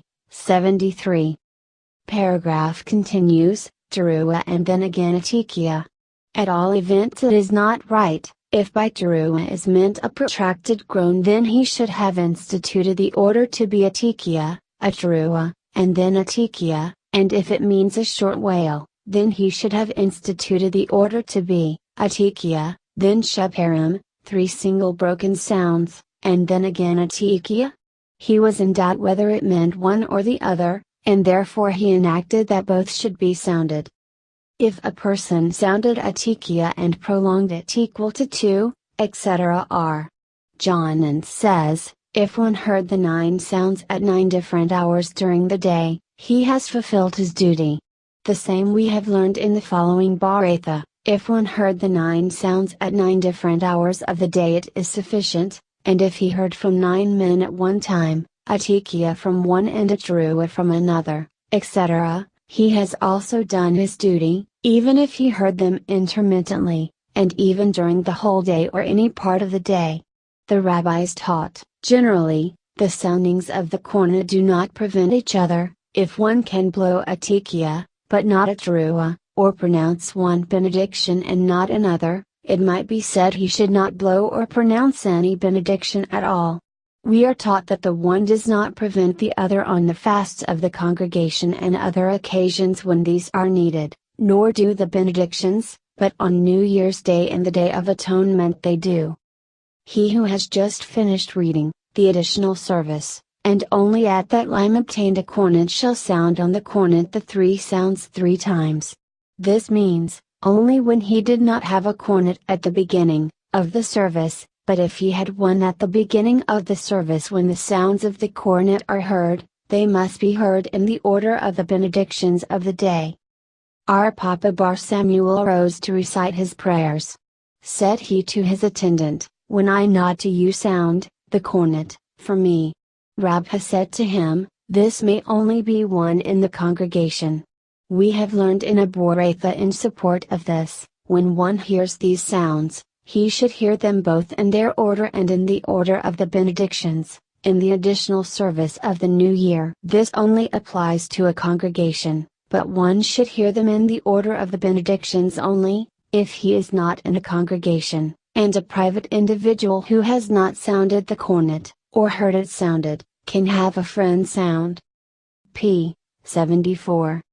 It for him, but a private individual who has not recited the benedictions cannot have a friend say them for him, and the duty to hear the cornet sounded is greater than that of reciting the blessings. How so? If there be two cities, to which a person may go, and in one city they are about to sound the cornet and in the other to recite the benedictions, he should go to the city in which they are about to sound the cornet, and not to that in which they are about to recite the benedictions. Is this not self-evident, because the sounding is biblical and the benedictions are only rabbinical? The case is when the reciting of the benedictions in one city was certain, sounding the cornet in the other city was doubtful. He must nevertheless go to the city where they are about to sound the cornet. Just as the reader of the congregation is in duty bound, to sound the cornet, so too is each individual. We have learned in Aboretha, the schoolman said to our Gamaliel, "Why according to thy opinion should the congregation pray?" Answered he, "In order to enable the reader of the congregation to arrange his prayer." Said our Gamaliel to them, "But why, according to your opinion, should the reader act for the congregation?" Answered they, "In order to enable those who are not expert to fulfill their duty." And he rejoined, "Just as he enables the illiterate, so too he causes the literate to fulfill their duty." Rabbi Bar Hannah said in the name of our Johanan, the sages later accepted the opinion of our Gamaliel, but Rab said there is still a difference between them. Could the same R. Johanan say this? Did not R. Hannah of Sepharus say in the name of R. Johanan, the halakha prevails according to our Gamaliel? From these words, the halakha prevails according to our Gamaliel, we see that there must have been some that differed from him. Said R. Naaman B.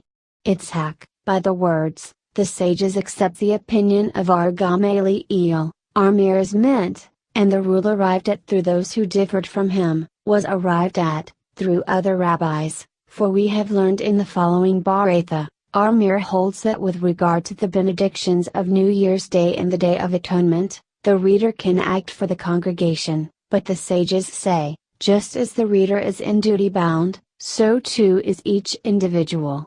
Why only for these benedictions, and no other?